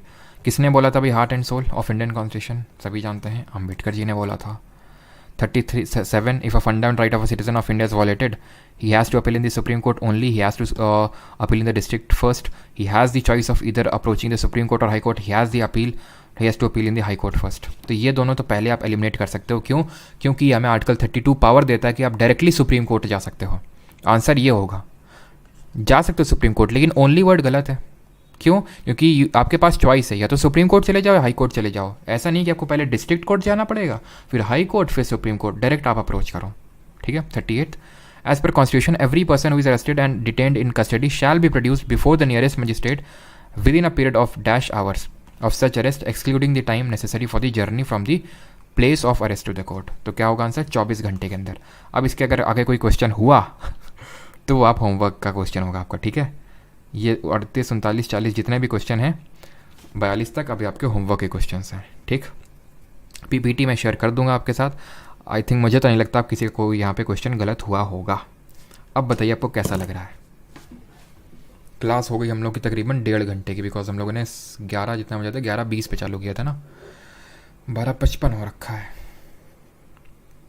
लेकिन अब जो आप कॉन्फिडेंट फील क्या है question, sir martial law and AFSPA में क्या डिफरेंस है?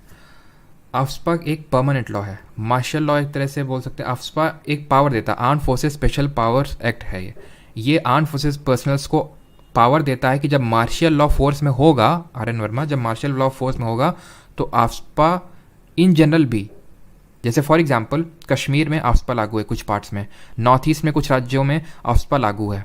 दैट डजंट मीन कि वहाँ पे मार्शल लॉ लगा हुआ है, बट मार्शल लॉ के केस में एक्सट्रीम आपको पावर दी जा सकती है जो हमारे आर्म फोर्सेस के पर्सनल्स हैं कि आप कुछ भी करो, आपको हम कोई आप एक तरह से मार्शल लॉ से फंडामेंटल राइट लोगों के रिस्ट्रिक्ट हो जाते हैं और कोई कार्रवाई नहीं होती हमारे आर्म फोर्सेस के पर्सनल्स के विरुद्ध। आफ्सपा में भी कुछ यही है, लेकिन ऐसा नहीं कि उसके लिए मिलिट्री लॉ ज़रूरी है। जैसे फॉर एग्जांपल कई सर नागालैंड में क्या मिलिट्री रूल लगा हुआ है, मार्शल लॉ लगा हुआ है? नहीं, बट वहाँ पे आफ्सपा लागू है।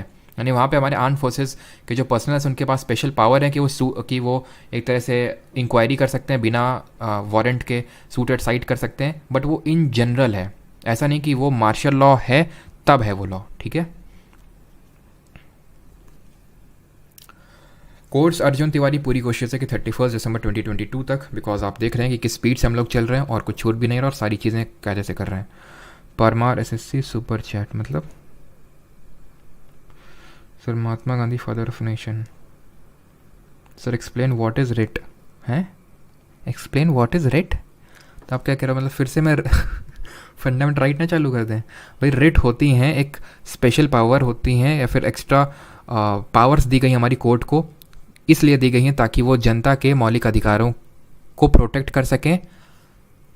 किससे? स्टेट से या फिर किसी इंडिविजुअल से उनके मौलिक अधिकारों को प्रोटेक्ट कर सकें। ये स्पेशल पावर दी गई हैं कोर्ट्स को थ्रू दी रिट, जो कि हमने बोरो किया है यूके से। Habeas corpus, mandamus, prohibition, certiorari, quo warranto, 5 तरह के रिट हैं जो हमारी कोर्ट्स इशू कर सकते हैं हमारे मौलिक अधिकारों को प्रोटेक्ट करने के लिए। सिंपल, अभी तक तो वही देख रहे थे हम। प्रीति शाह जी, और जो भी को कोर्स के रिगार्डिंग इन्फो चाहिए, नहीं होगा तो मैं डिस्क्रिप्शन में लिंक डाल दिया करूँगा, रोज़ रोज़ मुझे बताना पड़ता है। आप वीडियो जाके चेकआउट कर सकते हैं, कि वीडियो आप देखेंगे आपको मिलेगा, और वो वीडियो होगा किस नाम से, वीडियोज़ में पड़ा होगा, एंड दैट विल बी, किस नाम से होगा वीडियो, एक सेकेंड, वो वीडियो लेटेस्ट वीडियो होगा। लाइव में मत जाइएगा, वीडियो सेक्शन में जाइएगा, वहाँ होगा this video will end all your pain, इस तरह से। और लाइव सेक्शन में जाएंगे तो एक वीडियो मिलेगा all doubts regarding new upcoming lecture, उसमें आप जाके देख सकते हो, उसमें सारी चीज़ें क्लियरली बताई गई हैं, ठीक है। परमार अकेडमी ऐप से कोर्स में एनरोल कर सकते हो। जिन लोगों ने टेलीग्राम ज्वाइन नहीं किया कर लेंगे, वहीं पे ऐप के अंदर ही टेलीग्राम का लिंक होगा। Alright, thank you. संडे को टेस्ट सबके लिए नहीं है, जिन लोगों ने कर रखा है भाई कुछ तो स्पेशल होना चाहिए ना उनके लिए, हैं।